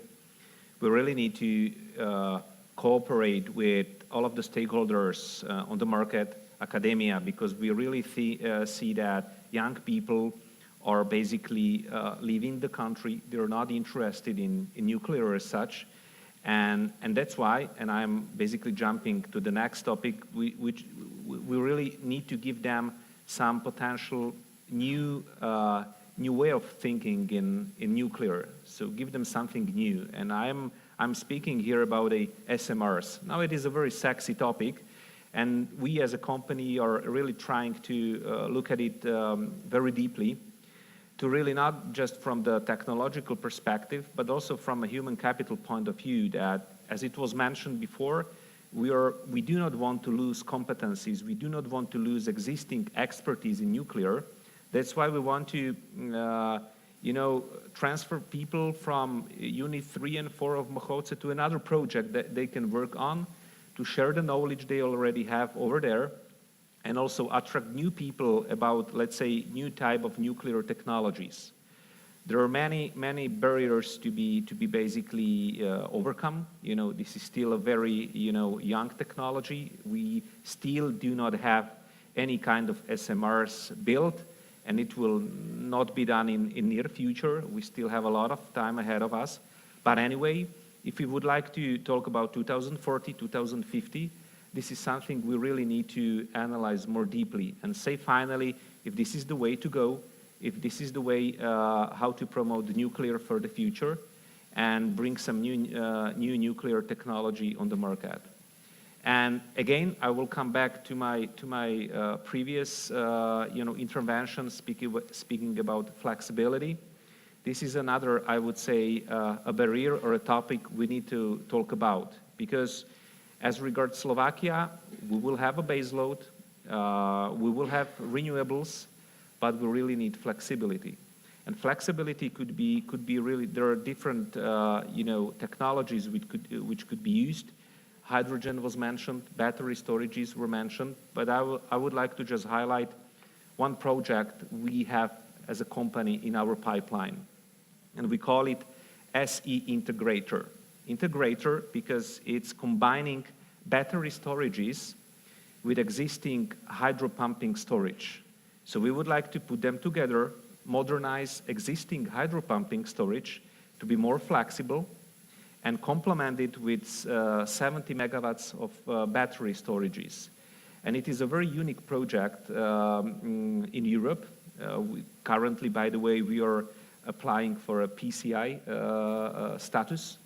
And really, these are the projects which could bring flexibility to the market and basically put together existing technology, which has been running for dozens of years, modernize it, be it more efficient, and put it together with battery storages. So flexibility is another issue which could be handled and somehow treated for the future.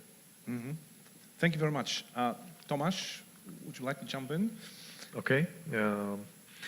I think everybody of us will say everybody will be 100% right, yeah, because each one see the topics from the point of view. I can see that the biggest issue is we have very clear message from European Union about the Green Deal, but sometimes I can see clean visions, clear message from our governments, which leads to exact decisions to establish and continue in the nuclear projects or energy security establishment. So I can see the exact missing steps, but we can see in the waves, sometimes in the high political discussion, sometimes it is slow, and we can see that these topics are connected with the popularity of our government, and before election or after election, and it go up and down in the waves. So in these visions, I can see we need to have a stable frame where we are going. Yeah. So it is my point of view. Mm-hmm. Thank you so much. And speaking of challenges, Andras, I mean, you addressed a few, but I mean, I just, again, want to repeat my question. I mean, what do you see when it comes to some challenges related to, let's say, new partnerships that EU countries, and especially countries in the region, are building with third countries in order to develop their nuclear projects? Well, it's always very difficult. So regarding Russia, I think this is the decoupling is manageable.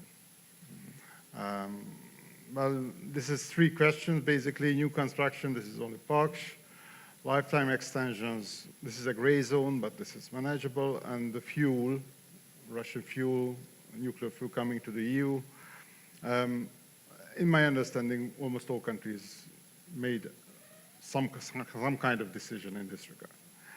Well, of course, we lost one potential supplier of nuclear. Of course, there are not too many, so this is an oligopolistic market.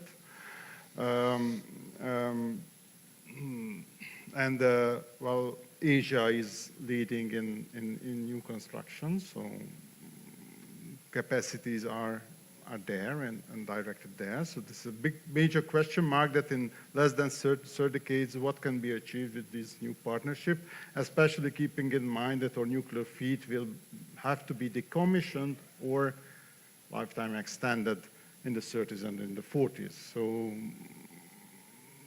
a good deal of new investment shall be made in one way or another. Or a total decommission, decision about total decommissioning has to be done, and there are a lot of question marks, yes. But I don't have a firm answer in this regard.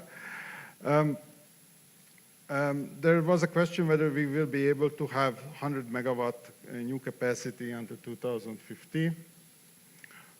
Yes, it's not easy. China did it. Well, they make it.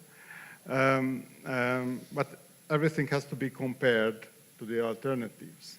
So there are two ways of discussing nuclear. The one way is looking at 23, what we have today, and the picture is really very bleak, very bad.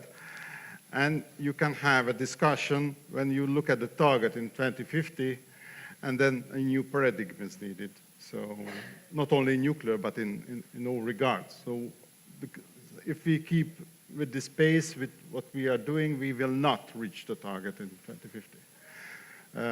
So the question is what the nuclear will play in this. Mm-hmm. Thank you so much. I mean, there were, you mentioned the question, I mean, the broad question which was related to increasing the capacity with respect to nuclear sector, but there were a few detailed questions related to PACS project. So maybe I will start from Anastasia.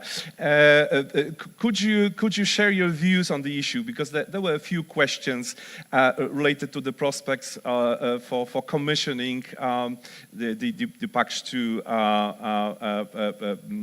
project. So Anastasia, if you would. Yeah. Thank you. On PACS, and then if you allow me, I'd also like to take a stab at the partners question from before.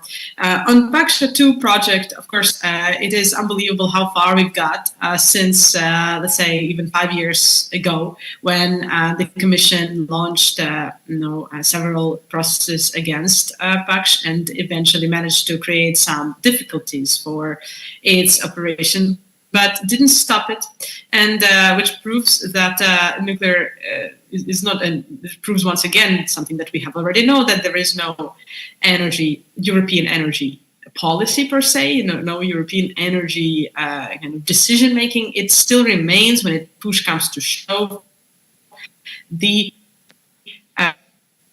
domain of the nation state. And there it is astonishing that today we are talking as the European Union as a whole, including Hungary, has leveled 11 packages of sanctions on Russia.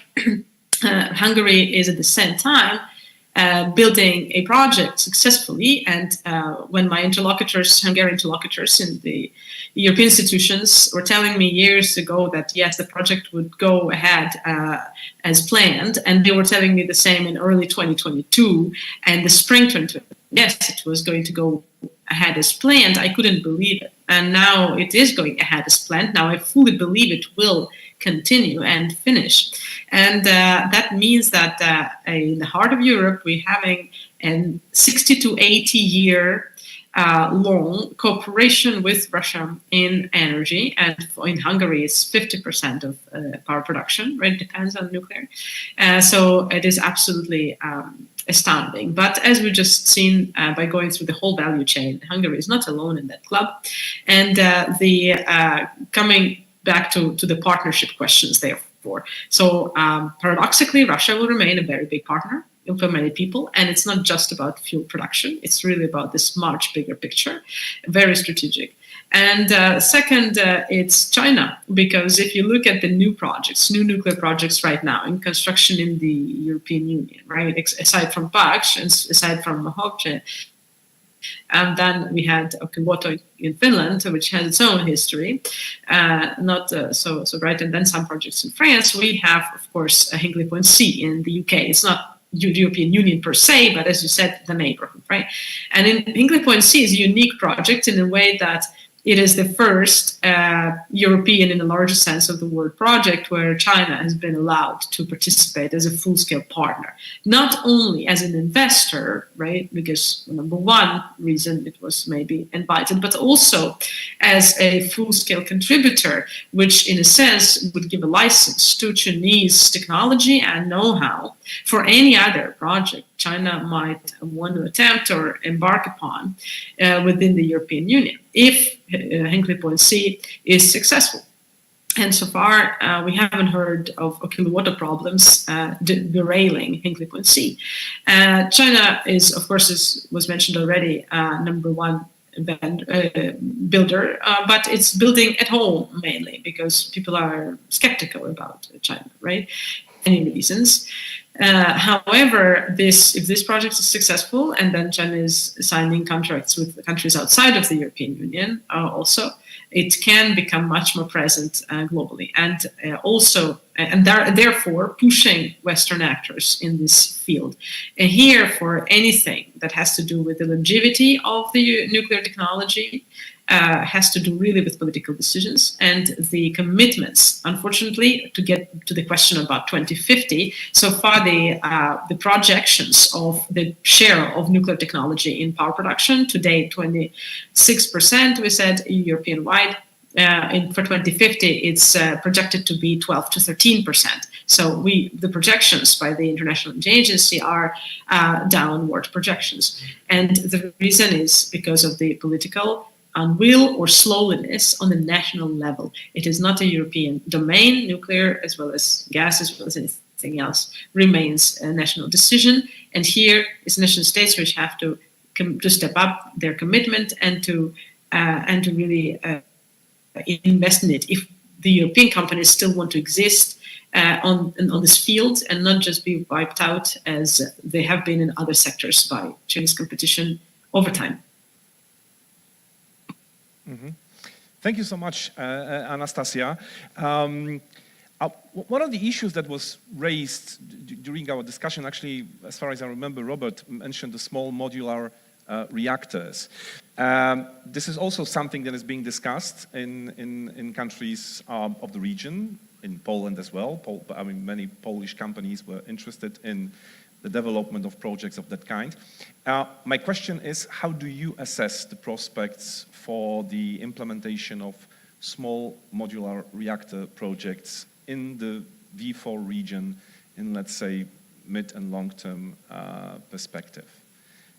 And maybe, again, we will start from you, Robert, if you don't mind. You. Yeah, sure.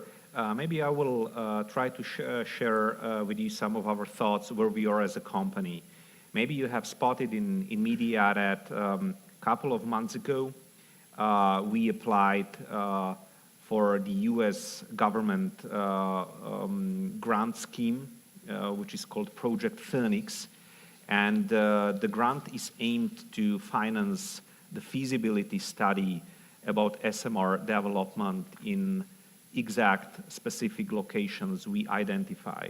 So we really used this opportunity, applied for the grant, and finally we were one of 3 countries who won the grant. By the way, also Poland and Czech Republic are the 2 other countries who won the grant from these projects.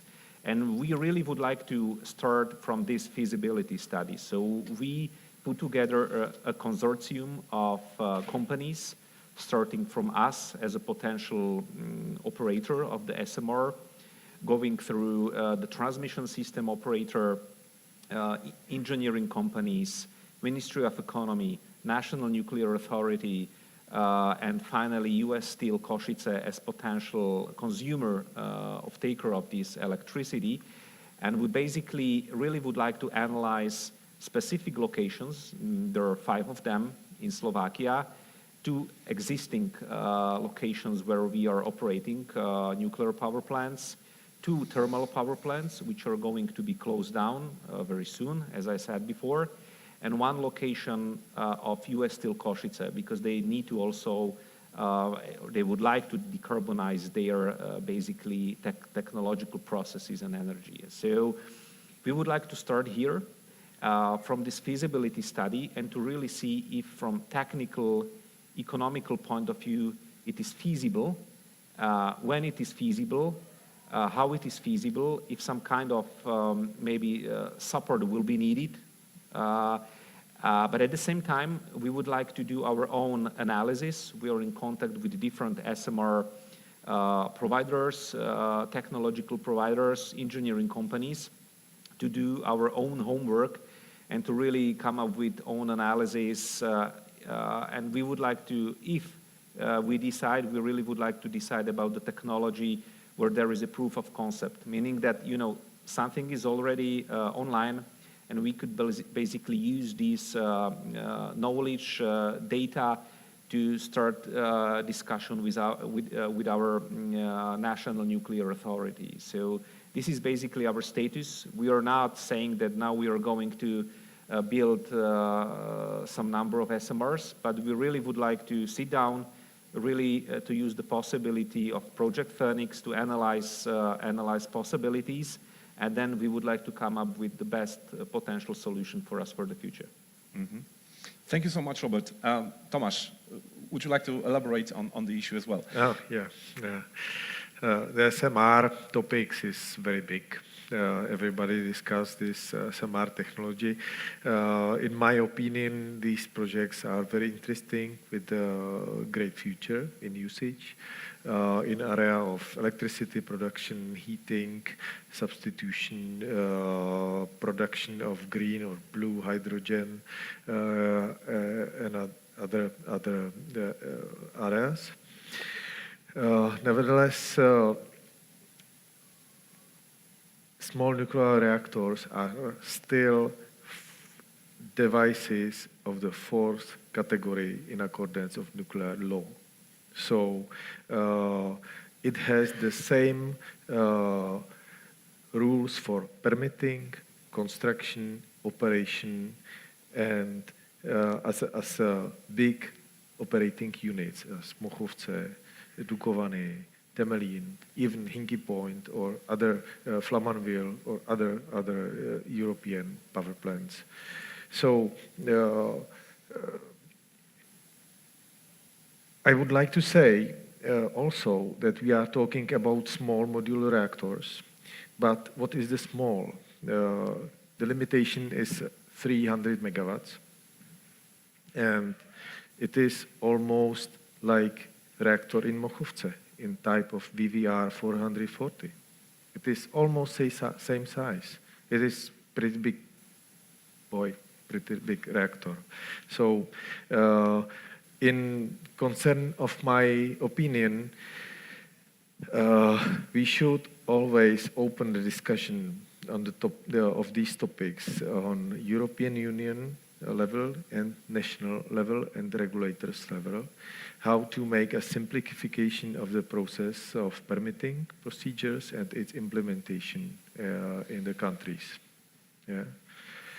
Another thing, I guess it is necessary to discuss the political and public acceptation, because we are talking about brownfield usage. I can see many potential localities in Czech Republic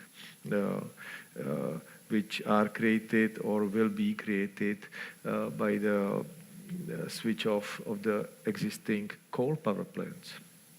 The same situation is in Slovakia. But these localities are very close to human living. We are coming on the level why it should be on my backyard. Nobody wants to. We can see that the geological repository in Czech Republic is preparing about more than 25 years. Nobody wants to have it there. Yeah. And these small modular reactors is really near my backyard. So there we will need very strong public acceptance. And the last thing, I think we should also opening the topics about discussion and solving all life cycle operation process, because nobody is talking about the topics of refueling, fueling storage, radioactive waste reprocessing, or storing radioactive waste, because it is the same apparat as big nuclear units.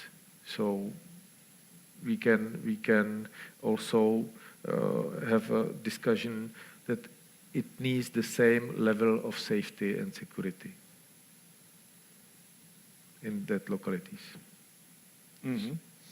Thank you very much, Tomasz.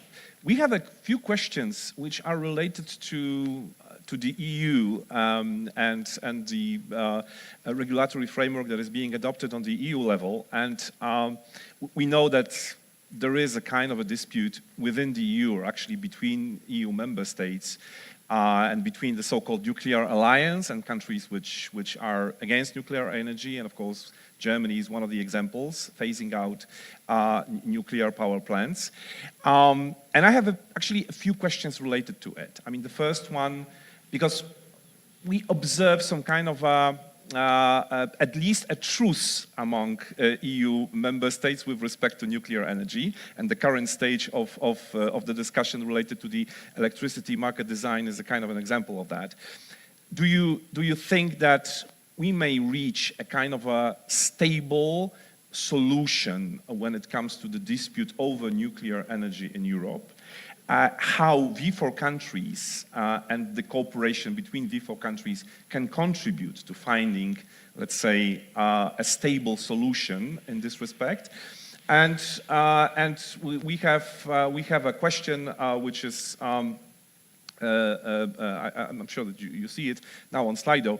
Are the EU taxonomy rules a problem, or the nuclear sector has found its way to deal with it? So, I mean, moving our discussion to the EU level, and well, I don't know, maybe this time we will start from Andras, if you don't mind. I don't mind.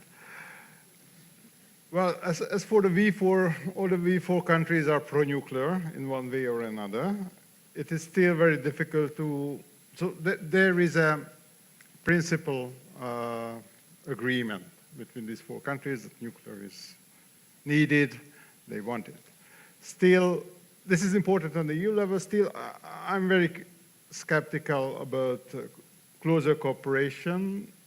The one reason to mention is between Poland and Hungary, the Russian nuclear story.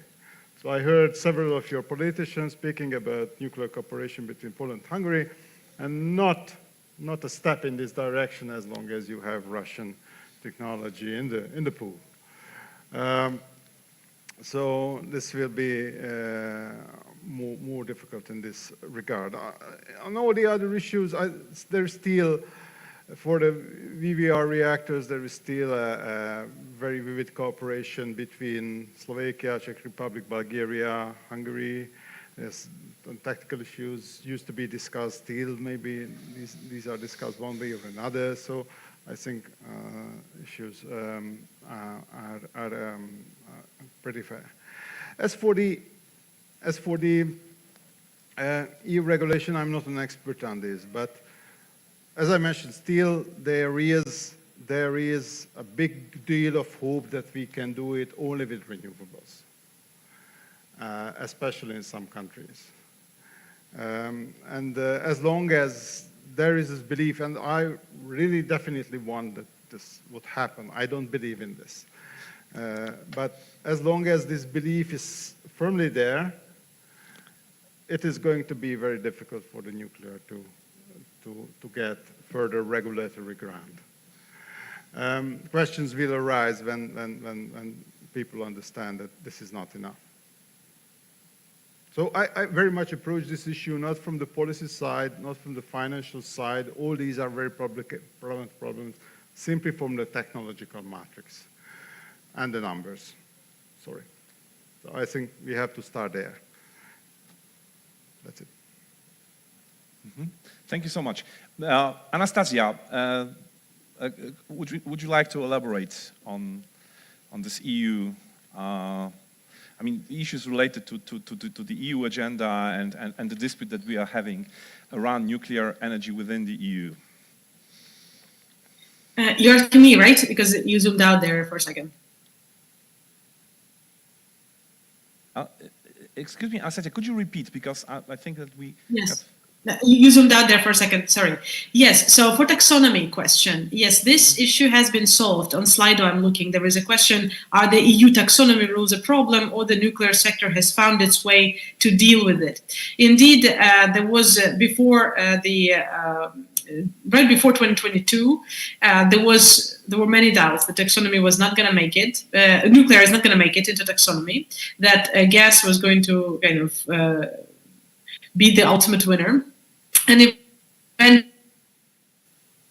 eventually, nuclear did make it then. So it is done.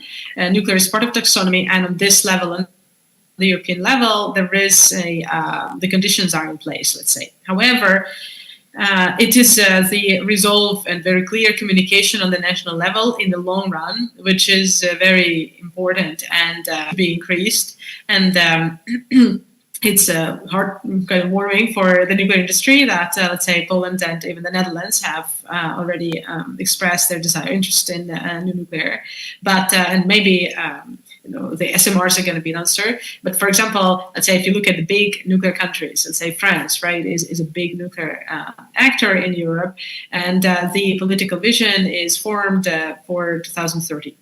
That's for an industry with an 80-year cycle.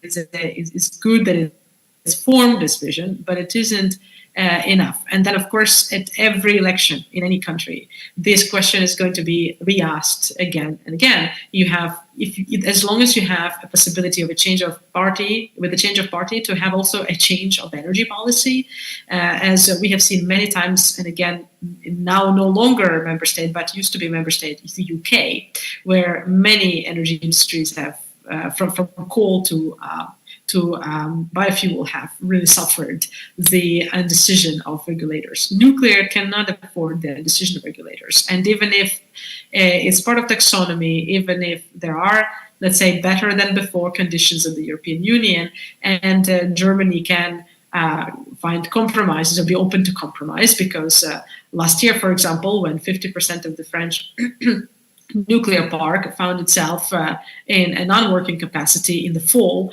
and everybody turned to Germany for imports of electricity. I'm sure Germany would have loved for nuclear actually to thrive in France at that very moment, but it didn't. And this is the risks which are related also with the lack of a political vision, because short-term occurrence like this is also tied to the long-term vision.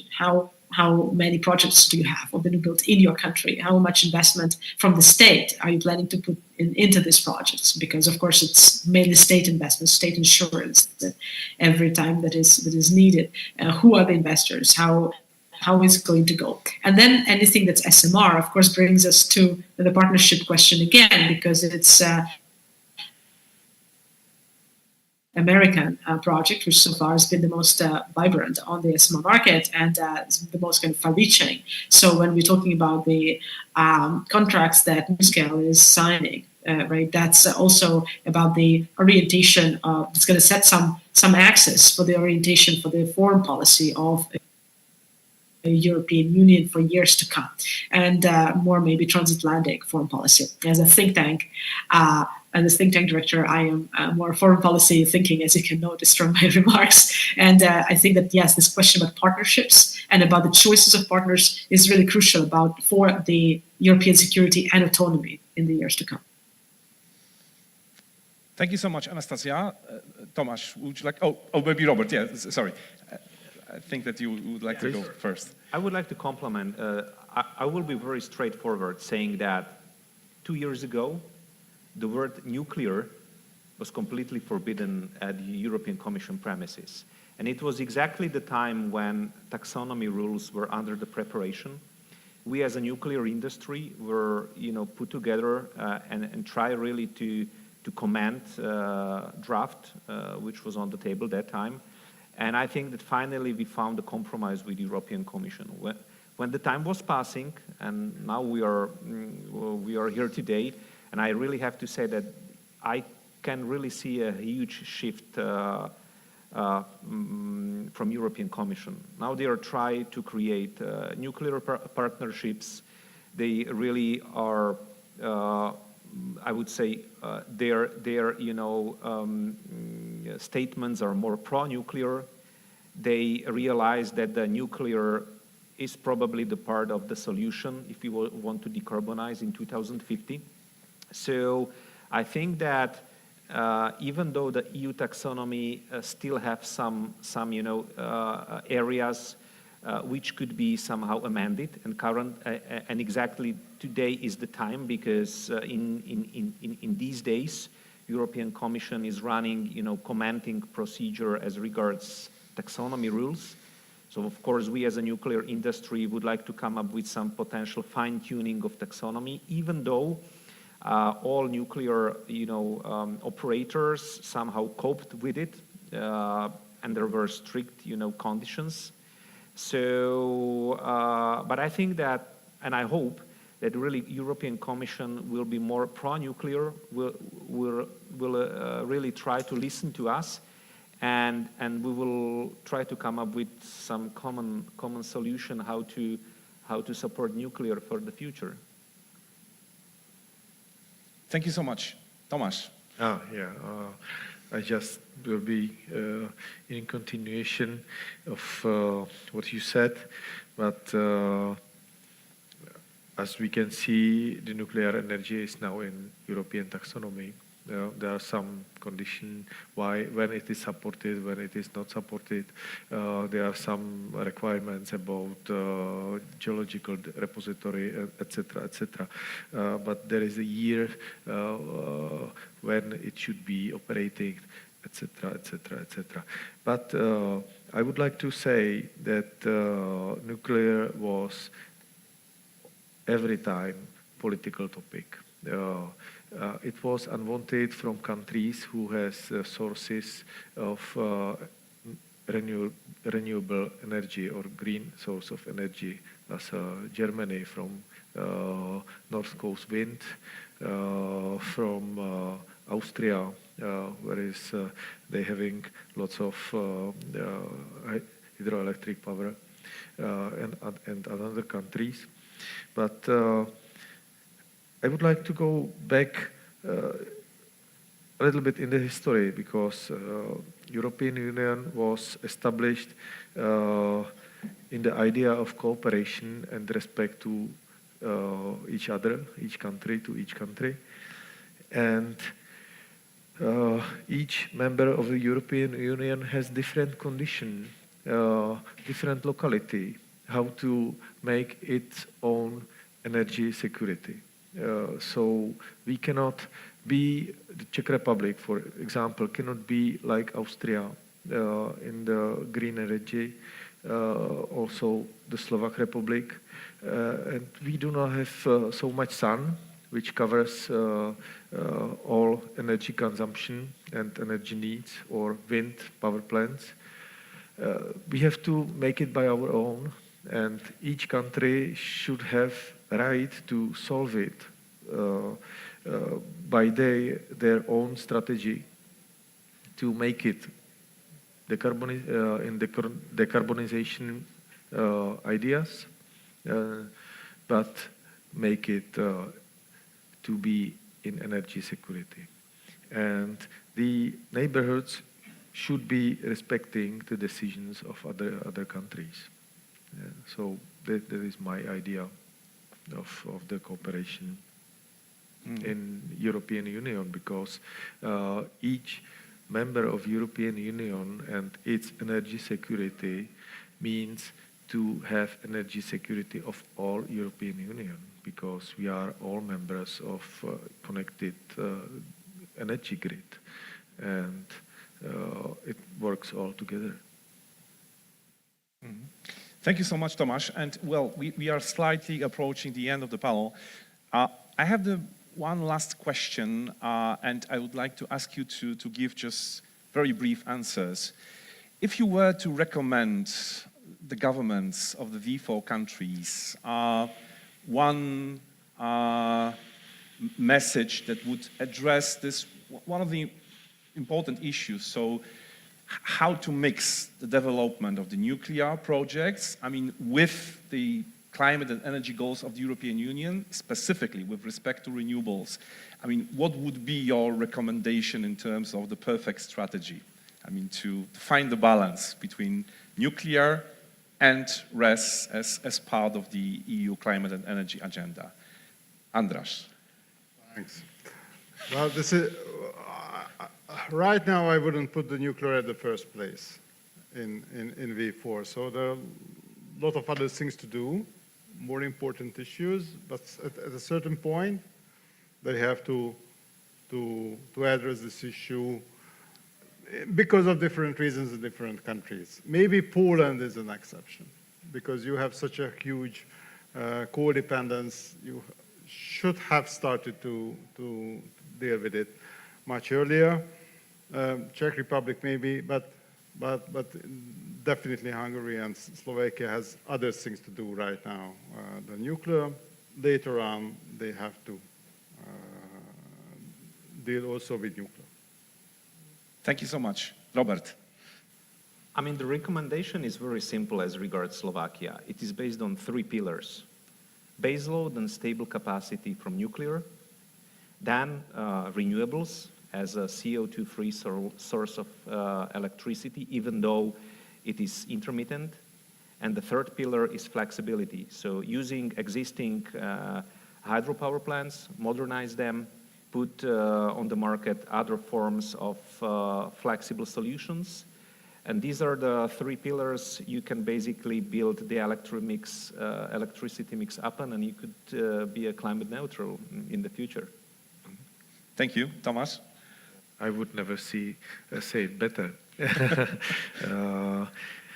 I was planning to say something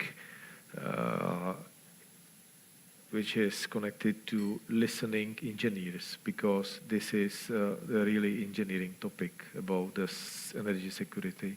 And political discussion really influence the results of the energy security or nuclear energy.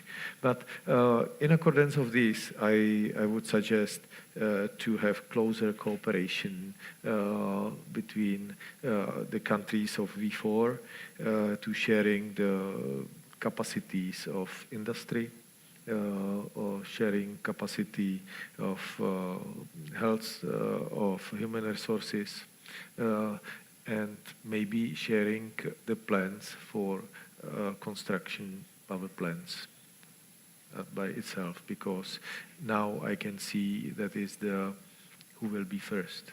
Yeah, who will be first. Thank you so much, Tomasz. And Anastasia, I would like to pass the floor to you. Yeah, thank you. I would just as well emphasize the necessity, the importance of political indicators and political orientation of national choices, and what the European Commission could do for nuclear to really improve the prospects and the longer term vision is the same thing it did for renewables. It created the European Union goals and then national goals. Well, for nuclear, national goals would be limited by the national energy mix, but European goals and creating space for nuclear within the clean energy European goals, for production goals, new build goals, would give assurance and send signal to the nation states that this could be a part of a long-term reflection, and this is the long-term vision, which then would tap into the engineering, human resources issue, into the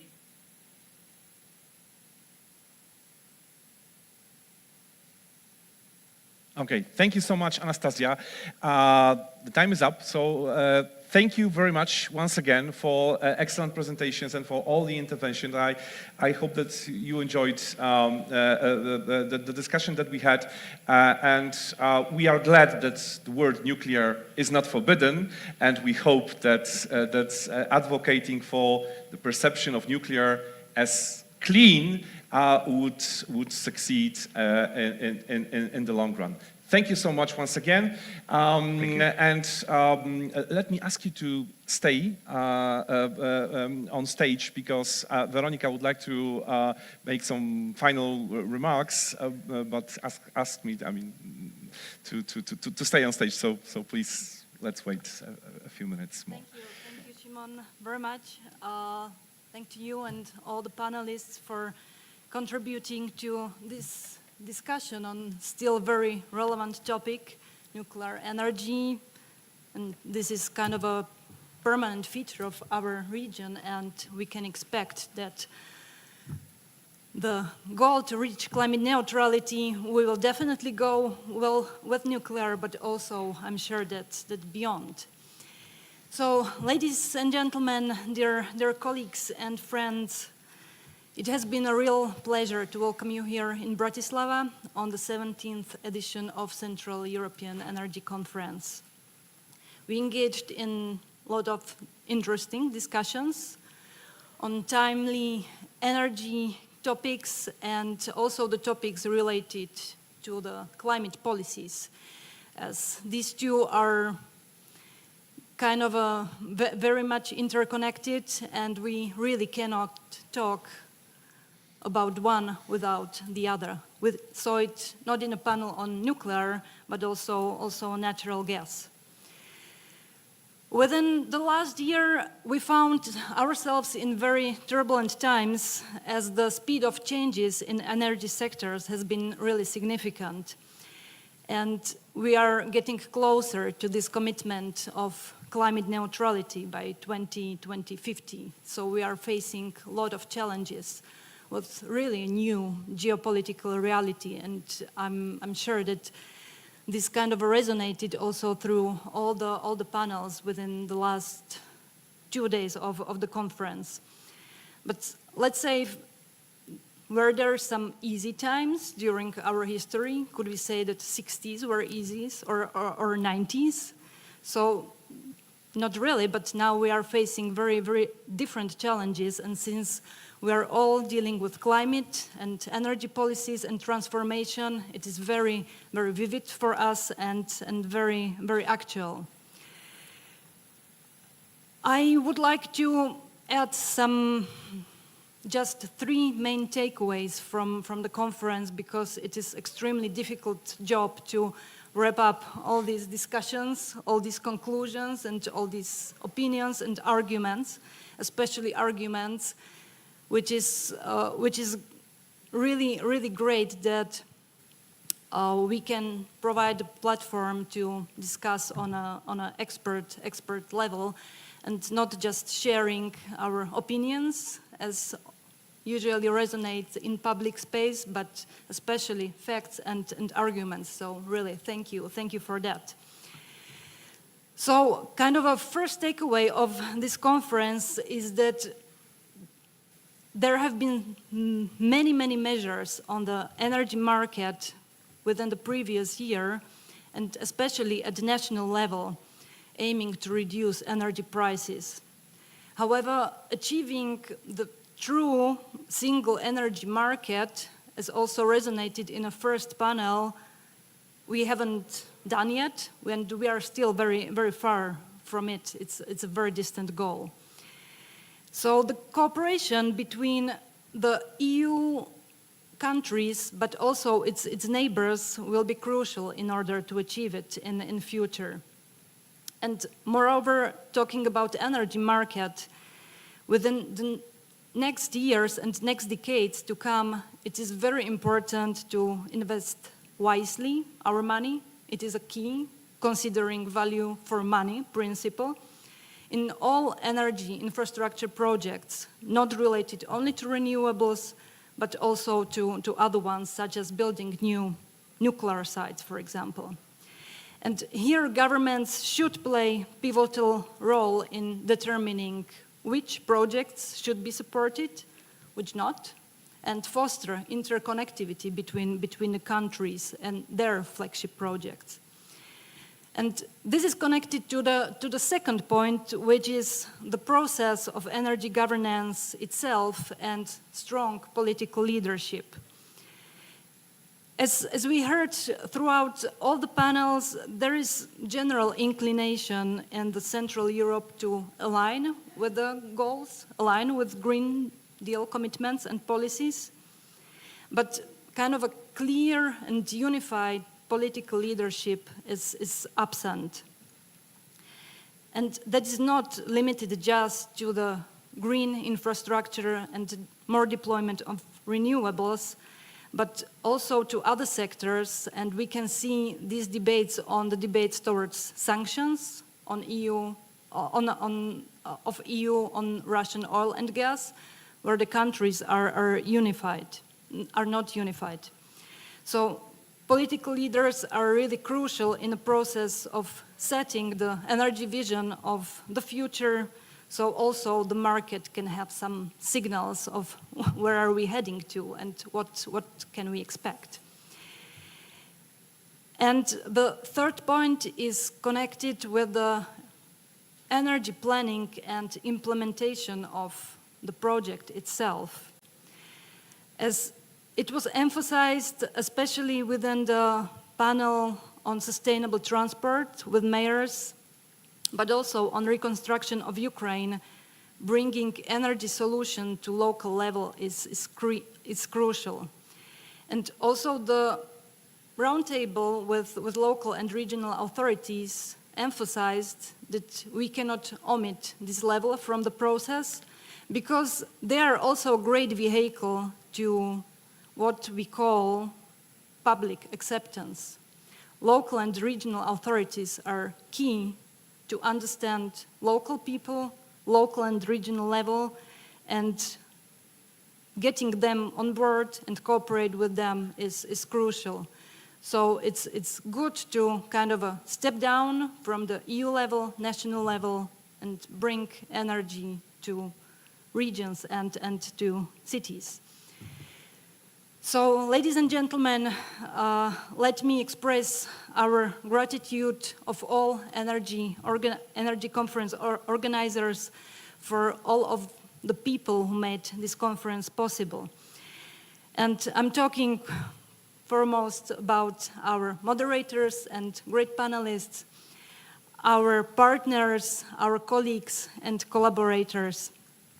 And we are very pleased that also this year the conference hopefully facilitated the exchange of ideas, exchange of various countries' perspectives, of various actors, stakeholders' perspectives. And special thanks goes to the contribution to our Ukrainian colleagues. So without further ado, I have a pleasure now to welcome to invite you all to lunch that will be here in VIIa. And once more, thank you very much for being here with us.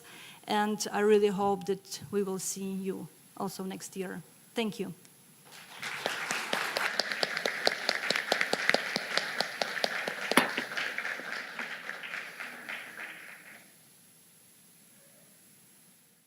Thank you, Nastasia.